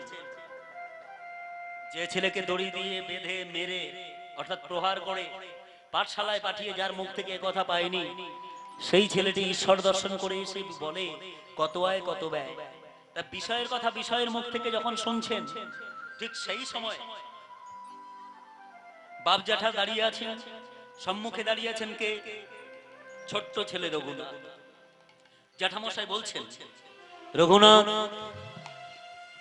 আমার এই জমিদারিতে নবাবের আমল 20 লক্ষ টাকা আমরা আদায় করি, 8 লক্ষ নবাবকে দিয়ে দিই, 12 লক্ষ টাকা আমরা ঘরে তুলি। এই পর্যন্ত বলেছে। আর এই পর্যন্ত বলা মাত্রই সঙ্গে সঙ্গে এই দরজা এই দরজার মধ্যে 10-20 জন লোক তারা এসে এই দরজা ধাক্কা দিচ্ছে আর বলছে কি, এই দরজা খুলুন, এই ভেতরে আছে, এই দরজা খুলুন, এই দরজা ভাঙ, দরজা খুলুন, এই দরজা খুলুন, এই যে দরজা ভেঙে ভেতর ঢুকতে বাধ্য হবে, এই দরজা ভাঙ। এমনি ভাবে যখন 10-20 জন লোক দরজা ধাক্কাচ্ছেন, ঠিক সেই সময় বাপজাটা ভয়ে কম্পিত, হায় হায় হায় নবাবের লোক এসেছে, এবার কি হবে? বাপজাটার উদ্দেশ্যে ওই ছোট্ট ছেলে রঘুনাথ দাস বলে দিলেন, আপনারা কাজ করুন, আপনারা এই দরজার সামনে যাবেন না, আপনারা পেছন দরজা দিয়ে পালিয়ে চলে যান। এই বাবা আমরা পালিয়ে চলে যাব, তারপর আমাদের জমিদারি থাকবে না। তুমি কি বলবে ছোট মানুষ? শোনো, যার কৃপাতে পেয়েছেন তার প্রতি একটু ভরসা রাখতে পারেন না? আহা, কথা বুঝতে পারছেন? বাপ জ্যাঠাকে শিক্ষা দিচ্ছেন, বাপ জ্যাঠার উদ্দেশ্যে বলছেন যে যার কৃপাতে পেয়েছেন তার প্রতি একটু ভরসা রাখতে পারেন না? যান, পালিয়ে যান, নইলে আপনি প্রাণে বাঁচবেন না। পালিয়ে যান, পালিয়ে যান। নবাবের লোকজন যদি এসে দেখে আপনাদেরকে, তাহলে আপনাদেরকে প্রহার করবে। আপনারা পালিয়ে যান, আমি দেখছি। এই তুমি কি বলবে, শেষে আমার জমিদারি থাকবে না। শোনো, আমি বলছি পালিয়ে যেতে। ওই ছোট্ট ছেলেটির কথা শুনে সেই দিন বাপ জ্যাঠা পালিয়ে চলে গেল পেছন দরজা দিয়ে। নবাবের লোকজন এসে হুড়মুড় করে ঢুকেছে, দরজা খোলা মাত্রই, তুমি কে? কে তুমি? আমি রঘুনাথ দাস। কে রঘুনাথ? আমি এই বাড়ির ছেলে। ও শুনেছি এই বাড়ি এই বাপ জ্যাঠা 2 ভাই, তার একমাত্র পুত্র সন্তান অল্প বয়সে বিয়ে করেছে। হ্যাঁ হ্যাঁ, তুমি সেই ছেলে? হ্যাঁ আমি সেই ছেলে। বলুন কি দরকার? এই তোমার বাপ জ্যাঠা অন্যায় করছে, তাদের সাথে আমাদের দরকার আছে। দেখুন বাপ জ্যাঠা তো এখানে নাই, তার ন্যায় অন্যায়ের কথা এখানে না বলে আমাকে নিয়ে চলুন না নবাবের দরবারে, সেখানে নিয়ে আমাকে জিজ্ঞাসা করবেন, আমি কথা বলবো। আরে বাঁশ পাকলে কাজে লাগে, কুঞ্চি পাকলে কোনো কাজে লাগে না। খুব বড় বড় কথা বলতে শিখেছে। এই দড়ি দিয়ে বাঁধ, দড়ি দিয়ে বাঁধ দেহটা। দাঁড়ান, যারা আপনাদের ভয়ে ভীত, যারা আপনাদের ভয়ে পালিয়ে বেড়ায়, আর তাদেরকে ধরতে আপনারা দড়ি ব্যবহার করেন, তা আমি তো আপনাদেরকে ভয় পাই না। আমি তো আপনাদের ভয়ে ভীত নই। যদি আপনাদের কোনো সন্দেহ থাকে, সংশয় থাকে, তাহলে কিছু লোক আগে থাকুন, কিছু লোক পেছনে থাকুন, আমি থাকবো মধ্যে। নিয়ে চলুন আমাকে নবাবের দরবারে। এই অবশেষে নিয়ে এলো নবাবের দরবারে। নবাব আসনে বসে আছেন ভেতর। দরজার সম্মুখে এসে নবাবকে শ্রদ্ধা জানালেন, প্রণাম জানালেন। নবাব জিজ্ঞাসা করছে, কে তুমি? আমি রঘুনাথ। রঘুনাথ বলতে, আমি ওই বাড়ির ছেলে। ও, তুমি সেই ছেলে, ছোট্ট ছেলে। এই তুমি জানো তোমার বাপ যেটা অন্যায় করছে? হ্যাঁ জানি। কি অন্যায় করছে তা জানো? হ্যাঁ জানি। সবকিছু যদি জানো তাহলে বলো তোমার কি বক্তব্য, তোমার কিছু বলার থাকলে বলো। বলবো যদি কিছু মনে না নেন। দেখুন, সংসারে ভাইয়ে ভাইয়ে ঝগড়া হয়। এই, এখানে ভাইয়ে ভাইয়ে কথা তুলছো কেন? তোমাকে বলেছি ভাইয়ে ভাইয়ে কথা তুলতে। শুনুন না, একটু শুনুন, একটু শুনুন, একটু শুনুন না। সংসারে ভাইয়ে ভাইয়ে ঝগড়া হয়, তা আবার মিটে যায়, আবার গলাগলিও হয়। তা আমি দেখছি আপনাদের এই সংসারে আমার বাপ জ্যাঠা হলো দুই ভাই, আর আপনি হলো এক ভাই। এই বাপ জ্যাঠা দুই ভাই আর আপনি হলেন এক ভাই। এই তিন ভাইয়ের মধ্যে ঝগড়া বেঁধেছে। এই তিন ভাইয়ের ঝগড়াটা একটু মিটিয়ে নিয়ে একটু গলাগলি করুন না, তাহলে তো আনন্দের হয়। এই কথাটি শোনা মাত্র ওই ছোট্ট ছেলের মুখ থেকে নবাব আসন ছেড়ে উঠে ছুটে এসে ওই ছোট্ট ছেলেকে জড়িয়ে, আরে বাবা, এত অল্প বয়স, আর এত অল্প বয়সে তুই আমায় কি শিক্ষা দিলি? তোর বাপ যেটা হিন্দু আর আমি হলাম মুসলমান, হিন্দু মুসলমান ভাই ভাই, তাহলে তো কোনো দ্বন্দ্ব নাই। যা, পুরোনো সত্তাতেই ফিরে যাই। আমাকে 12 লক্ষ দিতে হবে না, তোরা 12 লক্ষ টাকা নিবি, 8 লক্ষ আমায় দিবি। কৃষ্ণ হলেন ভয়ং ত্রাতা, ভাবনা কি আর আছে? কৃষ্ণ হরি হরি বল, উলুধ্বনি। ভাবনা কি আর আছে?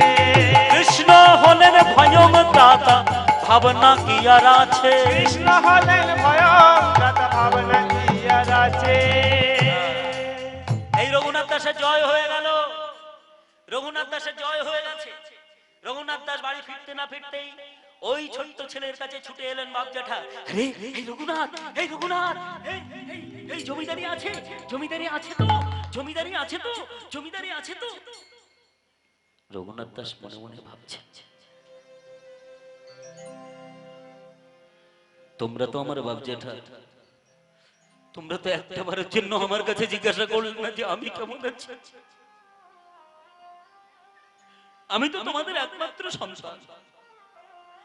যেমনি ভাবে ছুটে এলে আমি তো ভেবেছিলাম আমার কাছে এসে আমার গা হাত পায়ে দেখবে, আমাকে প্রহার করেছে কিনা, আমাকে মেরেছে কিনা। তোমার বাপ জ্যাঠা হওয়ার পরেও তোমরা এসে একটা বারের জন্য তো আমার অঙ্গে দেখলে না আমাকে প্রহার করেছে কিনা। আসলে বিষয় তো এদের সন্তানের প্রতিও মায়া নেই। এদের মায়া মমতা সবকিছু লক্ষ্য জমিদারি আছে তো। যে প্রশ্ন আপনারা আমাকে করেছেন, এই প্রশ্নটা নিজের অন্তরকে করে দেখুন। মিছে কেন পুছো মোরে,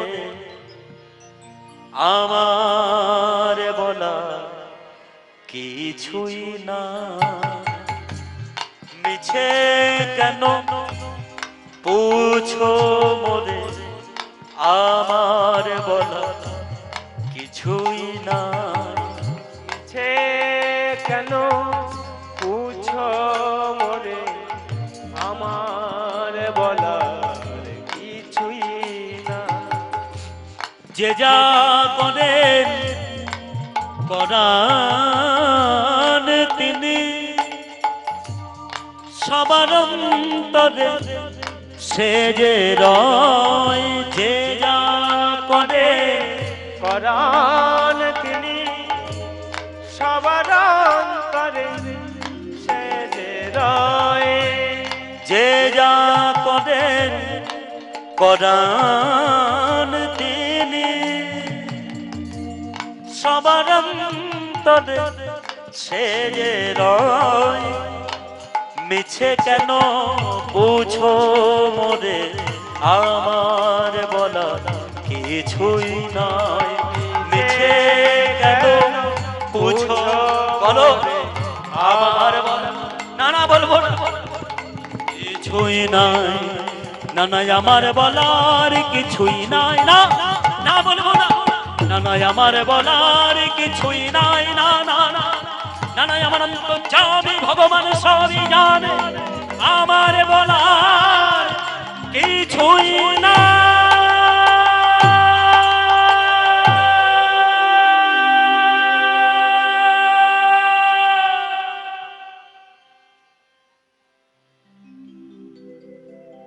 রঘুনাথ দাস মনে মনে ভাবছেন আর বাড়ি থাকবো না।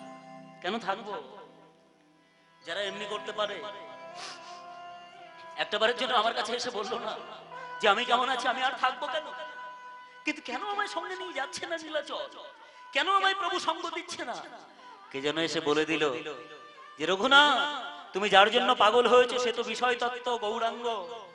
তা বিষয় তত্ত্বকে ধরতে গেলে তোমায় তো আশ্রয় নিতে হবে। আশ্রয় করিয়া ভাজে তারে কৃষ্ণ নাহি ত্যাজে, আর এই জীব মরেয়া করণ।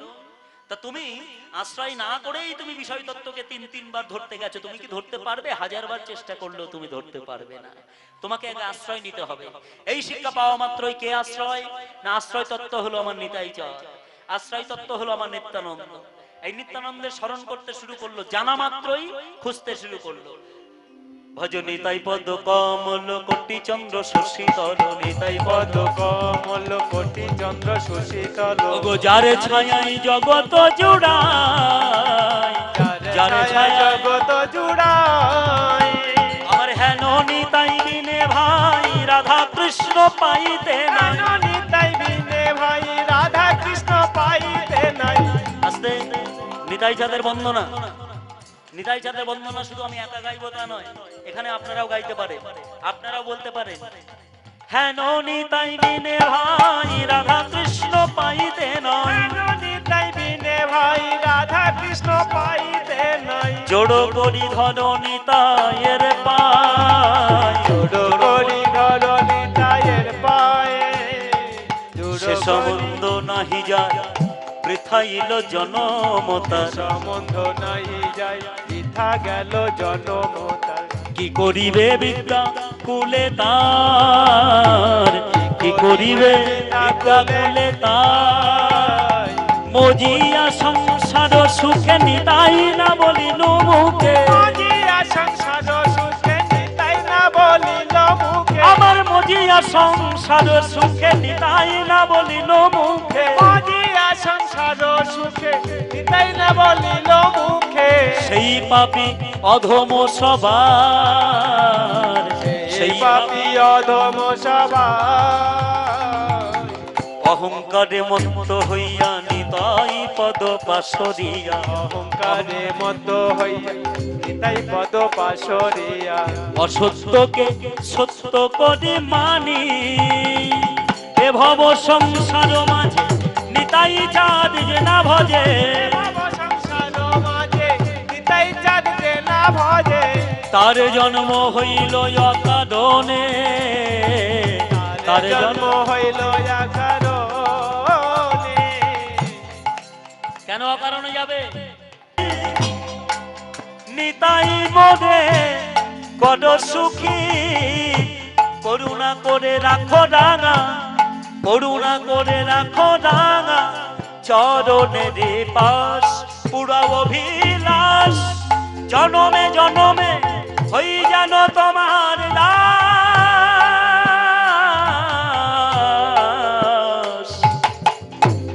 রাখো রাঙা চরণের পাশ। সকলে আমরা একসাথে গাইব, একসঙ্গে চিৎকার করে নিত্যানন্দ নিত্যানন্দ নিত্যানন্দ রায়, নিত্যানন্দ নিত্যানন্দ নিত্যানন্দ রায়, নিত্যানন্দ নিত্যানন্দ নিত্যানন্দ রায়, নিত্যানন্দ নিত্যানন্দ নিত্যানন্দ রায়, নিত্যানন্দ নিত্যানন্দ ভজলে জীবে হয় আনন্দ, নিত্যানন্দ নিত্যানন্দ ভজলে জীবের হয় আনন্দ, নিত্যানন্দ নিত্যানন্দ ভজলে জীবে হয় আনন্দ, নিত্যানন্দ নিত্যানন্দ ভজলে জীবের হয় আনন্দ। সকলে একসঙ্গে দুই বাহু তুলে হাতে তালি দিয়ে একসঙ্গে বলুন, নিত্যানন্দ নিত্যানন্দ নিত্যানন্দ রায়, নিত্যানন্দ নিত্যানন্দ নিত্যানন্দ রায়, নিত্যানন্দ নিত্যানন্দ নিত্যানন্দ রায়, নিত্যানন্দ নিত্যানন্দ নিত্যানন্দ রায়, নিত্যানন্দ রায়, নিত্যানন্দ রায়, নিত্যানন্দ রায়, নিত্যানন্দ রায়। কোথায় আছে গো? এই খুঁজতে খুঁজতে খুঁজতে খুঁজতে খুঁজতে খুঁজতে পানিহাটি গ্রাম, রাঘব ভবন। এই পানিহাটি গ্রামে রাঘব ভবনে আছেন নিতাই চাঁদ। এই খবর পেলেন কে? এই ছোট্ট রঘুনাথ। রঘুনাথ দাস যেই নাকি সংবাদ পেলেন, আর সংবাদ পাওয়া মাত্রই ছুটতে ছুটতে ছুটতে ছুটতে এসে দেখছে, সে কি দেখেছি চৈতন্য মহাপ্রভুকে, আর এখন দেখছি তারই বড় ভাই নিতাই চাঁদ। এত সুন্দর দেখতে, এত সুন্দর লম্বা, এত শালো মানুষ সমান লম্বা, মানে শাল গাছ যতখানি লম্বা ততখানি। হা হা হা, কি ভালো কি ভালো। দেখে যেন প্রাণটা জুড়িয়ে যাচ্ছে। দূর থেকে যখন দেখলেন বৃন্দার উপরে ভেতরে বসেছিলেন নিতাই চাঁদ, নিতাই চাঁদ বৃন্দার উপর থেকে নেমে ওই সকল ভক্তগণের মধ্যে থেকে ছুটতে ছুটতে এসে এই রঘুনাথ দাসের চুলে ধরেছে, বলছে, চোর চোর চোর চোর, দণ্ড দিতে হবে। হ্যাঁ, দণ্ড দিতে হবে। ঠিক আছে, ভালো লাগছে। মনে মনে ভাবছে আমার চুলটা গুলিয়ে দিল, আর ভাল লাগছে না, মন খারাপ হয়ে গেছে। ভাল লাগছে, কি ভাল লাগছে না? এটা দেখতে ভাল লাগছে তো। কীর্তন আস্বাদন করবেন ভক্তি চিত্ত নিয়ে, বিচারের মন নিয়ে নয়, ভক্তি চিত্ত নিয়ে যে কীর্তন আস্বাদন করব। আমার ঘরের ছেলে মেয়েরা তারা কীর্তন আস্বাদন যদি করে, তাদের মধ্যে যদি একটু ভক্তির অনুভূতি তৈরি হয়, ভক্ত কথা আস্বাদন করে, ভক্ত সঙ্গ করে, সেটাই কিন্তু আমাদের লাভ। আর লক্ষাধিক টাকা খরচ করার মানে হলো একটাই, যে মানুষের মনের মধ্যে যদি ভক্তি তৈরি হয়, তাহলে আপনার সংসারটাও ঠিকঠাক ভাবে চলবে। ভক্তিবিহীন যেমন ভগবানকে পাওয়া যায় না, ঠিক তেমনি ভাবে আপনার মধ্যে যদি দীনতা, বৈরাগ্য এবং ভক্তি না থাকে, আপনার সংসারে কখনো অশান্তি যাবে না। আপনার মধ্যে ভক্তি থাকবে, বৈরাগ্য থাকবে, দীনতা থাকবে, আপনার সংসারে অশান্তি ঢুকতে পারবে না। কেন করি আমরা সাধু সঙ্গ? ঠিক এই হলো কারণ। তাই ভক্তমণ্ডলী, ভক্তিমতী মায়েরা সেই দিন সেই সময় যখন জানতে পারলেন রঘুনাথ দাস যে এই পানিহাটি গ্রাম রাঘব ভবনে দেখছেন, তখন এসে চুলে ধরেছেন কে? নিতাই চাঁদ। এসে বলছে, চোর চোর চোর, দণ্ড দিতে হবে। কি দণ্ড? মাথা পেতে নেব। বলে, শোনো, তুমি তো মাথা পেতে নেবে, কিন্তু পাশে এরা তো শুনছে না। মানে পাশে যে সমস্ত ভক্তগণ যারা ছিল, তারা নিতাই চাঁদকে বলছেন, প্রভু, এই ছেলেটি না জমিদার বাড়ির ছেলে, তা জমিদার বাড়ির যদি ছেলে হবে, তা তার কিছু অভাব আছে কি? তা প্রভু তুমি বলছো চোর, তাই এর তো কোনো কিছু অভাব নাই, এ কেন চুরি করবে? মনে হয় তোমার কোথাও ভুল হচ্ছে। আর এ কথা শোনা মাত্রই সঙ্গে সঙ্গে বলে দিলেন ওই নিতাই চাঁদ, বলছে, শোনো, আমি তোমাদেরকে বলছি, তোমরা তো বুঝতে পারোনি। শোনো বলি, আমার ঘরে এমন ধন আছে, যার অভাব আছে সেও চুরি করে, আর যার অভাব নাই সেও চুরি করে। কেমন হলো কথাটা? বলছে, কেমন হয়েছে? আমার ঘরে এমন ধন আছে, যার অভাব আছে সেও চুরি করে, আর যার অভাব নাই সেও চুরি করে। বলুক, চোর বলুক, নিজ মুখে বলুক। সঙ্গে সঙ্গে এই রঘুনাথ দাস বলে দিলেন, প্রভু ঠিকই বলেছো প্রভু, তোমার ঘরের ধন চৈতন্য চরণ পাওয়ার জন্য তিনবার ছুটে গিয়েছিলাম তোমাকে না জানিয়ে, এবার তুমি কৃপা করো তাহলে হবে। হ্যাঁ বেশ, চোর তাহলে নিজ মুখে স্বীকার করেছে তো, তাহলে দণ্ড দিতে হবে। কি দণ্ড?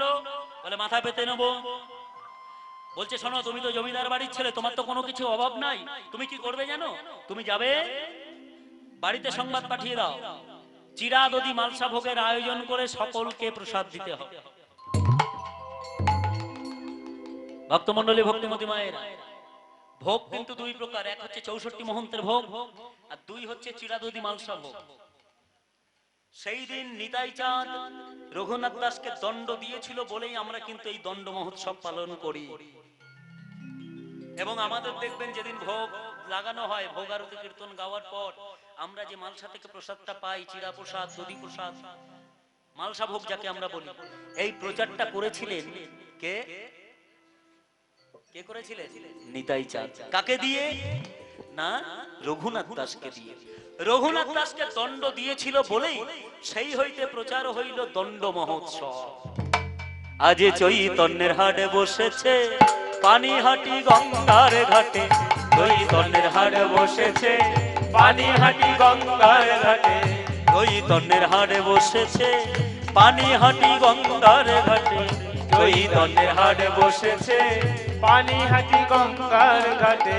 চলো চলো চলো চলো চলো চলো চলো সবে পানিহাটি গ্রামে, চলো চলো চলো সবে পানিহাটি গ্রামে, হাওলো সকল ভগত পানিহাটি গ্রামে, হাওলো সকল ভক্ত পানিহাটি গ্রামে।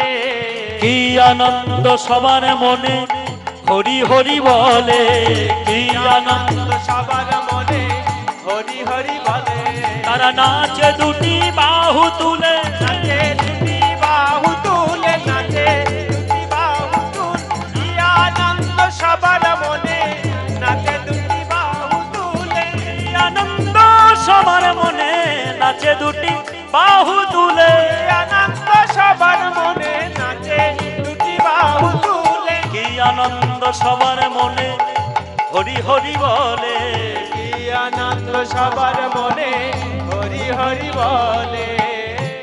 আনন্দ আনন্দ মহানন্দ, কি আনন্দ সবার মনে, সকলে হরিধ্বনি করছে, জয়ধ্বনি করছে, হরি হরি বলে নৃত্য করছে। কেন না চৈতন্যের হাট বসেছে পানিহাটি গঙ্গার ঘাটে। সেই দিন সেই সময় চিড়া দধি মালসা থেকে শুরু করে নকুল বাতাসা সবকিছু, সব বাড়িতে সংবাদ যখন পৌঁছে যাওয়ার পর সবকিছু এসে উপস্থিত করে দিল। সঙ্গে সঙ্গে বলছে ভক্তমন্ডলী, ভক্তমতী মায় আস্তে লক্ষ্য রাখুন, একেবারে অন্তিমে চলে এসেছি। সকলে ভক্তগণ সকলে বসে আছে, সকলের পাতা দেওয়া হয়ে গেছে, প্রসাদ দেওয়া হয়ে গেছে, মানসা ভোগের প্রসাদ দেওয়া হয়ে গেছে, কিন্তু কেউ প্রসাদ মুখে তুলছে না। কেন বলুন তো? সকলে অপেক্ষা মানে কখন নিতাই চাঁদ বলবে। রাঘব পণ্ডিত বুঝলেন, নিতাই চাঁদকে বলছে, প্রভু তুমি যতক্ষণ না পর্যন্ত অনুমতি না দেবে ততক্ষণ কেউ প্রসাদ মুখে তুলবে না, তাই নাকি? তাহলে অনুমতি করি।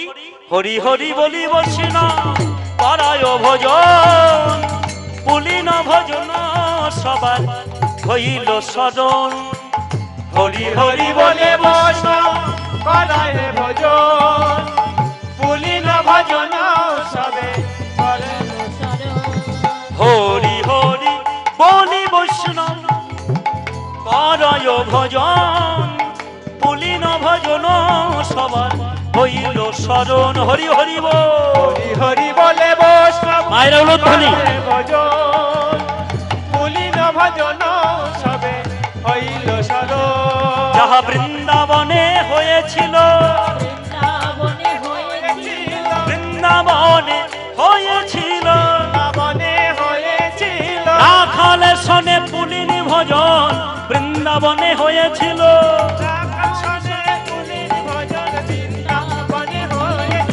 রাখাল শোনে পুলিনি ভজন, তা সবার হইল স্মরণ, হরি হরি বল। বৃন্দাবনে হয়েছিল, রাখাল শোনে পুলিনি ভজন, বৃন্দাবনে হয়েছিল, পুলিন ভজন সবার হইল স্মরণ, পুলিন ভজন সবে হইল স্মরণ। এই সকলে স্মরণ মরণ হয়ে গেল।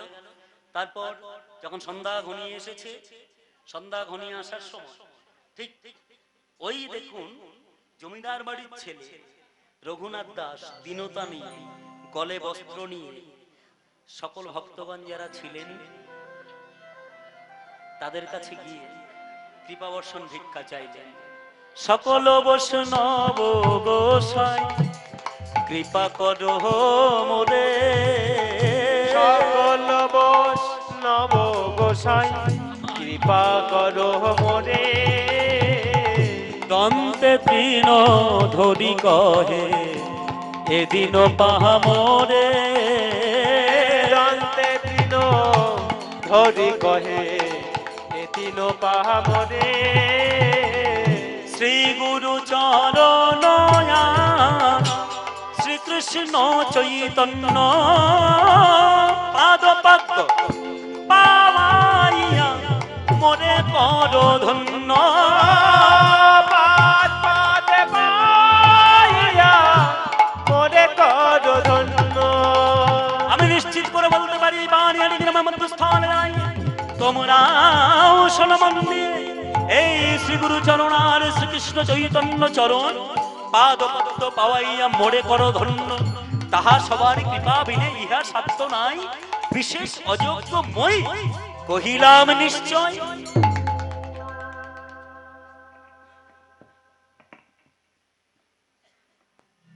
সকলের কাছ থেকে আশীর্বাদ মাথায় নিলে কৃষ্ণ প্রেম ভক্তি লাভ, কৃষ্ণ প্রেম ভক্তি লাভ, কৃষ্ণ প্রেম ভক্তি লাভ। সকলের আশীর্বাদ মাথায় নিয়ে বাড়ির ছেলে যখন বাড়িতে চলে এলেন, বাড়িতে এসে ঢুকতে গিয়ে ভেতর ঘরে ঢুকলো না। কোথায় থাকবো? ওই তো চণ্ডী মণ্ডপ। এই মা চণ্ডী মণ্ডপের কাছে গিয়ে মা চণ্ডী মণ্ডপের পাদদেশে পড়ে রইলেন। জমিদার বাড়ির ছেলে কিন্তু আর মা চণ্ডী মণ্ডপের পাদদেশে যখন রঘুনাথ দাস পড়ে রইলেন, ঠিক সেই সময় জমিদার বাড়ি ঢুকতে গিয়ে আর ঢুকলেন না। না, এটা বিষয় দৃষ্টকর। এর মধ্যে যদি আমি ঢুকি আমার আবার সংসারের প্রতি মন লাগবে, এখানে আমি আর থাকবো না। কোথায় থাকবো? এই চণ্ডী মণ্ডপের পাদদেশে থাকবো। এই বলে চণ্ডী মণ্ডপের পাদদেশে নিজেকে দেহটাকে নিয়ে লুটিয়ে পড়লেন তার চরণ ধরে। মাতুর চোখের কাজল রে কাজল সারা গায়ে মাখিয়ে দিল, চোখের কাজল সারা গায়ে মাখিয়ে দিল কে, সাজিয়ে দিল শ্মশান চিতা, সাজিয়ে দিল শ্মশান চিতা, ভস্য দিল কে।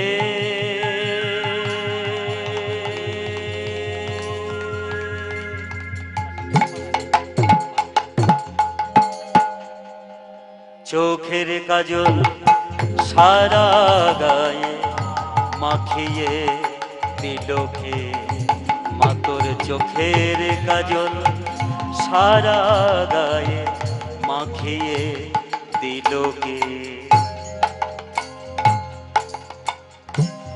এলো কেসে ঘুরে বেড়াস, এলিয়ে দিয়ে কেস মা,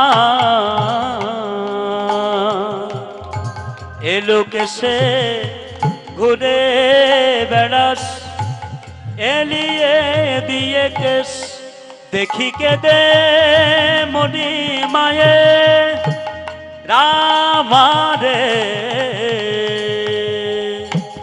যোগিনী রবেশ দেখি কে দে মনি মাঝে, ওমা ব্রহ্মময়ী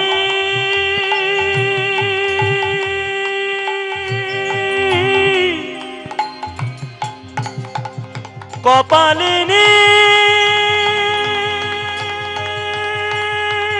মা, মা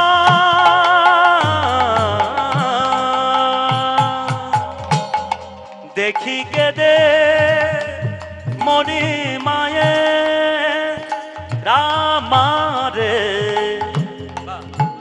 যোগিনী রবেশ কালো রূপে আলোর ছটাই, কালো রূপে আলোর ছটাই, চন্দ্র সূর্য হার মানে হার।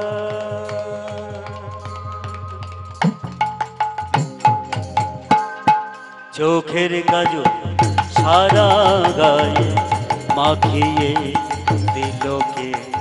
মা তোর চোখের কাজল সারা গায়ে মাখিয়ে দিল কে?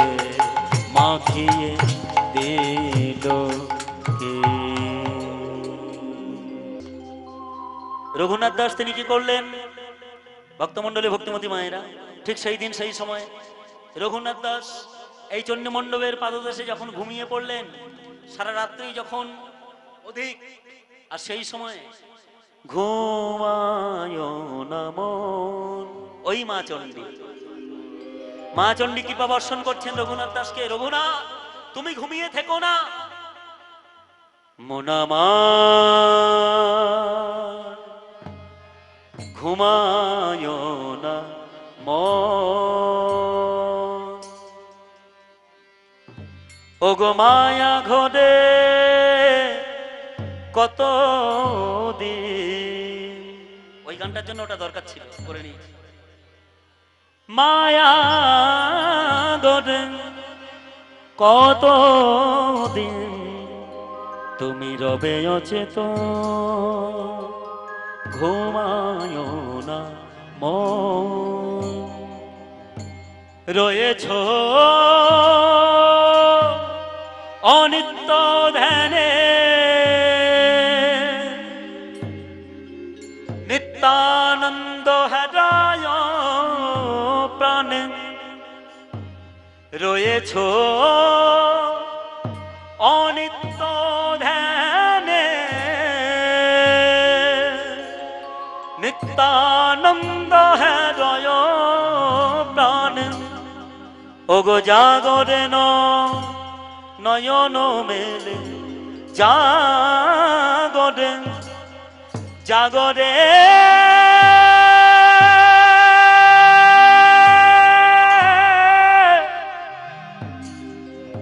জাগরে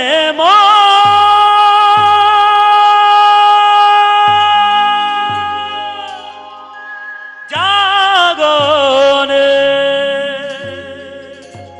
জাগরে মন নয়ন মেলে, জাগরে নয়ন মেলে। হৃদয় তরুণ তপ ঘুমায় না মন। গুরুদেব, আপনি এসেছেন? এই আমি তোমায় প্রশ্ন করতে যাই, তুমি জমিদার বাড়ির ছেলে হয়ে তুমি এখানে ঘুমিয়ে আছো কেন? হ্যাঁ, এখানে ঘুমিয়ে আছো কেন? চণ্ডীমণ্ডপের পাদদেশে কেন ঘুমিয়ে আছো? ও রঘুনাথ, তোমার কি হয়েছে? তুমি চণ্ডীমণ্ডপের পাদদেশে কেন ঘুমাচ্ছ? গুরুদেব, এই বিষয় বিষ্টকর তো আমার আর ভালো লাগে না। আমি আর থাকবো না এই বাড়িতে, আমি চলে যাব গুরুদেবের আশীর্বাদ মাথায় নিয়ে। তা গুরুদেব, আপনি এত রাতে কেন এসেছেন? আমি এসেছি কেন?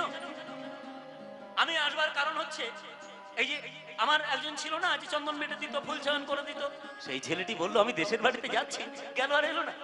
তাই বলি কি, তোমার বাড়িতে তো, তুমি জমিদার বাড়ির ছেলে, তোমার বাড়িতে তো অনেক লোক, অনেক কাজের লোক আছে। একটা লোককে দিয়ে যদি তাকে ওই গ্রামের বাড়ি থেকে যদি আনা করা যায়, তাই তো সেখান থেকে তোমায় ডাকতে এলুম, তোমায় বলতে এলুম তোমার বাড়িতে ঢুকবো, সেখানে এসে দেখছি তুমি এখানে। তা তো বেশ, আমি আর জমিদার বাড়ি কি করতে যাবো? বেশ, তুমি যখন আছো, বেশ, বলো বলো কি করবে? গুরুদেব, আমি নিজে যাব। এই জায়গাটি হয়তো বুঝতে আপনাদের অসুবিধা হচ্ছে, একটুখানি খুব মন দিয়ে শুনুন, বুঝতে পারবেন। বলছে রঘুনাথ দাস দণ্ড মহোৎসব করে বাড়িতে এসে বাড়িতে ঢোকেনি। ওই চিরাদুদি মালসা ভোগের অনুষ্ঠান করবার পরে বাড়িতে ঢুকতে গিয়ে বলছে বিষয় বিষ্টকর তার ঢুকবো না। কোথায় ছিল? বাড়ির সামনে একটা চণ্ডী মণ্ডপ, অর্থাৎ মা কালীর মন্দির। সেই মন্দিরে তিনি আসলেন। অধিক রাত্রিবেলাতে গুরুদেব এসেছেন, যিনি পূজা অর্চনা করেন। তিনি এসে বলছে তোমার বাড়িতে তো অনেক কাজের লোক, তা আমার যে চয়ন করে দিত, মানে ফুল চয়ন, চন্দন বেটে দিত, সেই ছেলেটি চলে গেছে, সে তো আসেনি। তা তোমার বাড়িতে অনেক কাজের লোক, যদি কাউকে দিয়ে তাকে একটু আনা করা যায়। সেই দিন সেই সময় গুরুদেবকে বললেন, গুরুদেব আমি কাউকে পাঠাবো না, আমি নিজে যাব। এই তুমি চলে যাবে, তারপর তুমি আর ফিরবে না, শেষে বলবে গুরুদেবের আদেশ নিয়ে পালিয়েছি। এই কথা বললে তো হবে না। গুরুদেব, আমি যাচ্ছি, ফিরেও আসবো। ফিরে কিন্তু সে আর আসেনি। কেন? মিথ্যা কথা বলেছিল। তা ভক্ত হয়ে মিথ্যা বললো? বলছে হ্যাঁ মিথ্যা বললো, তার কারণ অন্তরের উদ্দেশ্য কিন্তু অসৎ নয়, অন্তরের উদ্দেশ্য সৎ। সেই দিন সেই সময় গুরুদেবের আশীর্বাদ মাথায় নিয়ে বলছে পুরীধামের উদ্দেশ্যে যাত্রা করেছিলেন। এই পুরীধামে নীলাচলে আসতে 16 দিন সময় লেগেছিল। হিসাব করলে বলা যায় 13 দিন সময় লাগে। আর এই 13 দিনের মধ্যে মাত্র 13 দিনের জায়গায় 3 দিন ভুল হয়ে গেছিল। ভুল হয়ে বেড়ে 3 দিন বেড়ে কত হয়েছে? 13 3 16। 16 দিন পরে যেই নাকি মহাপ্রভুর কাছে এসেছেন, এসে দেখছেন মহাপ্রভু তিনি আছেন, তিনি হরিনামে মাতোয়ারা। ইতিমধ্যে মহাপ্রভু আমার যখন দেখলেন রঘুনাথ দাস এসেছে, আসবা মাত্রই রঘুনাথ দাসকে ডেকে বলছে, রঘুনাথ, রঘুনাথ তুমি এসেছো? প্রভু তুমি আমায় চিনতে পেরেছো? বেশ বেশ বেশ বেশ ভালো কথা। বেশ, তুমি যখন চিনতে পেরেছো শোনো। মহাপ্রভু চিৎকার করে ডাকলেন স্বরূপকে, স্বরূপ এই এদিকে এসো, এসো এদিকে এসো। প্রভু, স্বরূপ তোমায় বলেছিলাম না আসুক দেব? হ্যাঁ প্রভু, কি আসবে? এসে গেছে। কি? রঘুনাথ। সেই হইতে স্বরূপের রঘুনাথকে দিয়ে দিল, মানে স্বরূপকে রঘুনাথকে নিয়ে স্বরূপের কাছে দিয়ে দিল, যে স্বরূপ আজ থেকে রঘুনাথকে আমি তোমার কাছে দিয়ে দিলাম। সেই হইতে স্বরূপের রঘুনাথ, স্বরূপের রঘুনাথ জগতে খ্যাতি হয়ে গেল, হয়ে গেল। সেই হইতে স্বরূপের রঘুনাথ, স্বরূপের রঘুনাথ জগতে খ্যাতি হয়ে গেল, হয়ে গেল। যেই দেখে সেই জিজ্ঞাসা করে, এ তো স্বরূপের রঘুনাথ। স্বরূপ তোমার রঘুনাথ কেমন আছে? রঘুনাথ তুমি তো স্বরূপের রঘুনাথ। রঘুনাথ এখন কি করে? যেটা আছে ওটা একটু কমিয়ে দিন। রঘুনাথ এখন কি করে? রঘুনাথ কি করে? রঘুনাথ কি করে গো? কেউ কিছু বলতে পারে না। অবশেষে রঘুনাথ দাস কি করে সেটা দেখতে এসে দেখছে রঘুনাথ দাস ভিক্ষা করে। খুব একদম অন্তিমে চলে এসেছে। এই জায়গাটি লক্ষ্য রাখুন, খুব প্যাথেটিক একটা জায়গা। রঘুনাথ দাস ভিক্ষা করে। তা কোন বাড়ির ছেলে ভিক্ষা করছে বুঝতে পারছেন? তা রঘুনাথ দাস যখন ভিক্ষা করে, মহাপ্রভু জিজ্ঞাসা করলেন কোথায় দাঁড়িয়ে করে? কোথায় দাঁড়িয়ে করে? স্বরূপ এসে বলছে, প্রভু রঘুনাথ দাস ছত্রে দাঁড়িয়ে ভিক্ষা করে। কেন না, ছত্র দিয়ে সেই সময়কার যারা শেঠ, যারা জমিদার, তারা যাতায়াত করে। সেই সময় জমিদার যারা, তারা যাতায়াত করে। তা জমিদাররা যে পথে যায়, জমিদাররা যেদিকে যায়, সেই পথে যদি কোনো ভিক্ষুক দাঁড়িয়ে থাকে, তা কি পেলে অনেক পায়, দিলে অনেক দেয়। তার মানে রঘুনাথ দাসের এখনো অনেক বেশি কিছু চাওয়ার আশা, পাওয়ার আশা আছে। সঙ্গে সঙ্গে রঘুনাথ দাসের উদ্দেশ্যে বলে দিলেন মহাপ্রভু এই স্বরূপের কাছে, স্বরূপ রঘুনাথ দাসকে গিয়ে বলে দিও এটা তার নিছক গণিকা বৃত্তি ছাড়া আর কিছুই নয়। গণিকা বৃত্তি মানে বুঝেছেন তো? বিস্তারিত বললাম না। গণিকা বৃত্তি ছাড়া আর কিছুই নয়। এ কথা শোনা মাত্রই সঙ্গে সঙ্গে রঘুনাথ দাস বলছে, প্রভু এত বড় কথা আমি শুনবো না। না না না। রঘুনাথ কি করে? রঘুনাথ তো আর ভিক্ষা করে না, তাহলে কি করে? বলছে দেহের প্রাণটাকে বাঁচিয়ে রাখবার জন্য পেটে তো কিছু দিতে হবে। আরে পেটে দেওয়ার জন্য এই ভিক্ষা করতে, ভিক্ষা করে না। জগন্নাথ দেবের মন্দিরের পেছনে একটা নালা আছে, আর সেই নালা দিয়ে যত উচ্ছিষ্ট প্রসাদ, ময়লা, আবর্জনা যা কিছু আছে ফেলে দেয়, আর সেটা মিলিত হয়েছে কোথায়? না সমুদ্রে গিয়ে। রঘুনাথ দাস ওই জমিদার বাড়ির ছেলে হয়ে নালার পাশে বসে থাকে। কেন না, নালা দিয়ে যখন প্রসাদ ফেলে দেবে, সেই প্রসাদ থেকে তুলে তুলে সেখান থেকে নিয়ে নিজে পাবে। কেন? দেহটাকে বাঁচানোর জন্য। এ কথা শোনা মাত্রই বলছি, জমিদার বাড়ির ছেলে হয়ে তার এই পরিণতি, কি অবস্থা? কি করে আমার রঘুনাথ? মহাপ্রভু বলছে আমার রঘুনাথ কি করে? প্রভু দেখবে এসো। এই বলে প্রভুর হাতটা ধরে টানতে টানতে নিয়ে এসে বলছে, প্রভু প্রভু গো, জানো প্রভু তোমার রঘুনাথ কি করবে, কি করে দেখবে এসো, দেখো দেখো। মহাপ্রভু আমার এসে দেখছে ওই নালা থেকে যে ময়লা আবর্জনা চলে যাচ্ছে, সেখান থেকে প্রসাদ তুলে পাচ্ছে। রঘুনাথ এই হাতটা ধরেছে। এ তুমি কি করছো? প্রভু তুমি বলেছো প্রভু আমি ভিক্ষা করি মানে আমার লোভ আছে, তাই আমি আর ভিক্ষা করি না প্রভু, কিন্তু দেহটাকে তো বাঁচাতে হবে প্রভু, তাই এখান থেকে আমি প্রসাদ তুলে পাই প্রভু। সে কি, এখান থেকে তুমি প্রসাদ নিচ্ছ, আমাকে দাও। না প্রভু, এটা ময়লা, এটা আবর্জনা থেকে নয়, এটা দুর্গন্ধ, এটা পচা, এখান থেকে তুমি প্রসাদ এটা তোমায় দিতে দেবো না প্রভু, তুমি তোমার এটা গ্রহণযোগ্য নয়, তুমি দেবে না? না দেবে না তো, না দেবে না, তাহলে এই মহাপ্রভু হাতের থেকে ছিনিয়ে নিয়ে সঙ্গে সঙ্গে মহাপ্রভু নিজের মুখের মধ্যে পুরে দিয়েছে, আর পুরে দিয়ে বলছে এই মধু তুমি খাও আমারে না ভাগ দাও, এই হরি হরি বল, আমারে না ভাগ দাও, এই মধু তুমি খাও আমারে না ভাগ দাও, এই মধু তুমি খাও আমারে না ভাগ দাও, এই মধু তুমি খাও আমারে না ভাগ দাও, এই মধু তুমি খাও আমারে না ভাগ দাও। এত বলি নীলা মুখে পুরি, এলো বলি নীলা মুখে পুরি, এত বলি নীলা মুখে পুরি, এত বলি নীলা মুখে পুরি, বলে কি মাধুরী, এলে কি মাধুরী, আমার প্রসাদের মাহাত্ম বলে কি মাধুরী, প্রসাদের মাহাত্ম্য বলে কি মাধুরী, এত বলি নীলা মুখে পুরি, এত বলি। বলি নীলা মুখে পুরি। সেই দিন সেই সময় চিৎকার করে পুরীধামের মাটিতে দাঁড়িয়ে মহাপ্রভু আমার চিৎকার করে বললেন, শোনো ভক্তগণ, শোনো বিশ্ববাসী, প্রসাদ কখনো পচে না, প্রসাদ কখনো বাসি হয় না, প্রসাদ চিরকাল অমৃত, চিরকাল অমৃতই থাকে। ভক্তমণ্ডলী, ভক্তমতী মায়েরা, সেই দিন সেই সময় এইবার কি করলেন, মহাপ্রভু কৃপা করলেন, এতদিন পর জমিদার বাড়ির ছেলে, তার পরিণতি দেখুন। মহাপ্রভু কি করলেন, এই মহাপ্রভুর গলে এই গুঞ্জা মালা, এই মালাটি নিয়ে এই দিলেন, দিয়ে বলছে এই নাও প্রভু, তুমি এই মালাটি যখন আমায় দিলে না, আমার মনে হচ্ছে তুমি আমায় শ্রীমতী রাধারানীর চরণে দান করলে। এই দাঁড়াও, আরো দেবো, দাঁড়াও, ওখানে দাঁড়াও।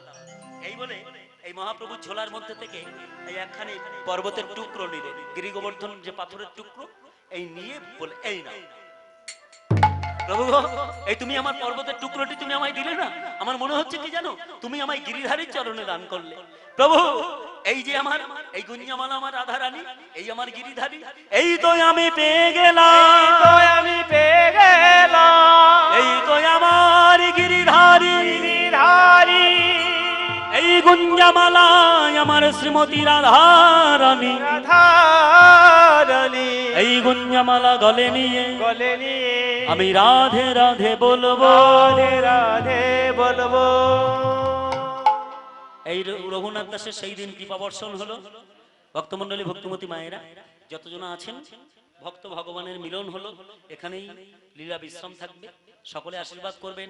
যতদিন আমার দেহে প্রাণ থাকবে ততদিন পর্যন্ত যেন এইভাবে রসনায় রসনায় যেন কীর্তন গাইতে গাইতে আমি যেতে পারি। সকলে এইখানেতে রইল আমার লীলার মাধুরী,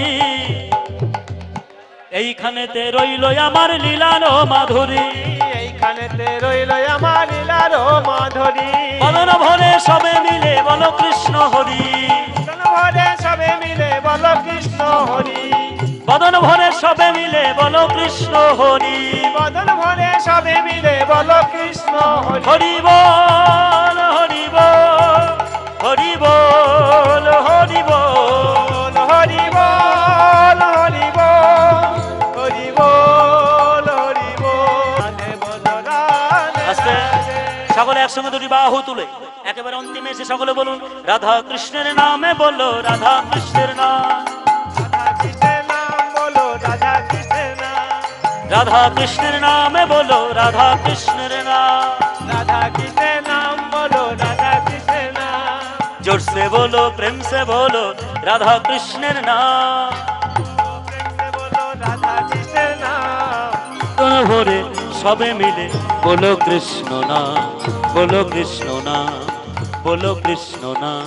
One, two, three, four. Radha कृष्णेर नामे बोलो, राधा कृष्णेर नाम, हरि हरि बोल, मारे बोलो ध्वनि हरि बोलो, हरि बोल, कृष्ण नामे बोलो, राधा कृष्णेर नाम, राधा कृष्णेर नामे बोलो, राधा कृष्णेर नाम।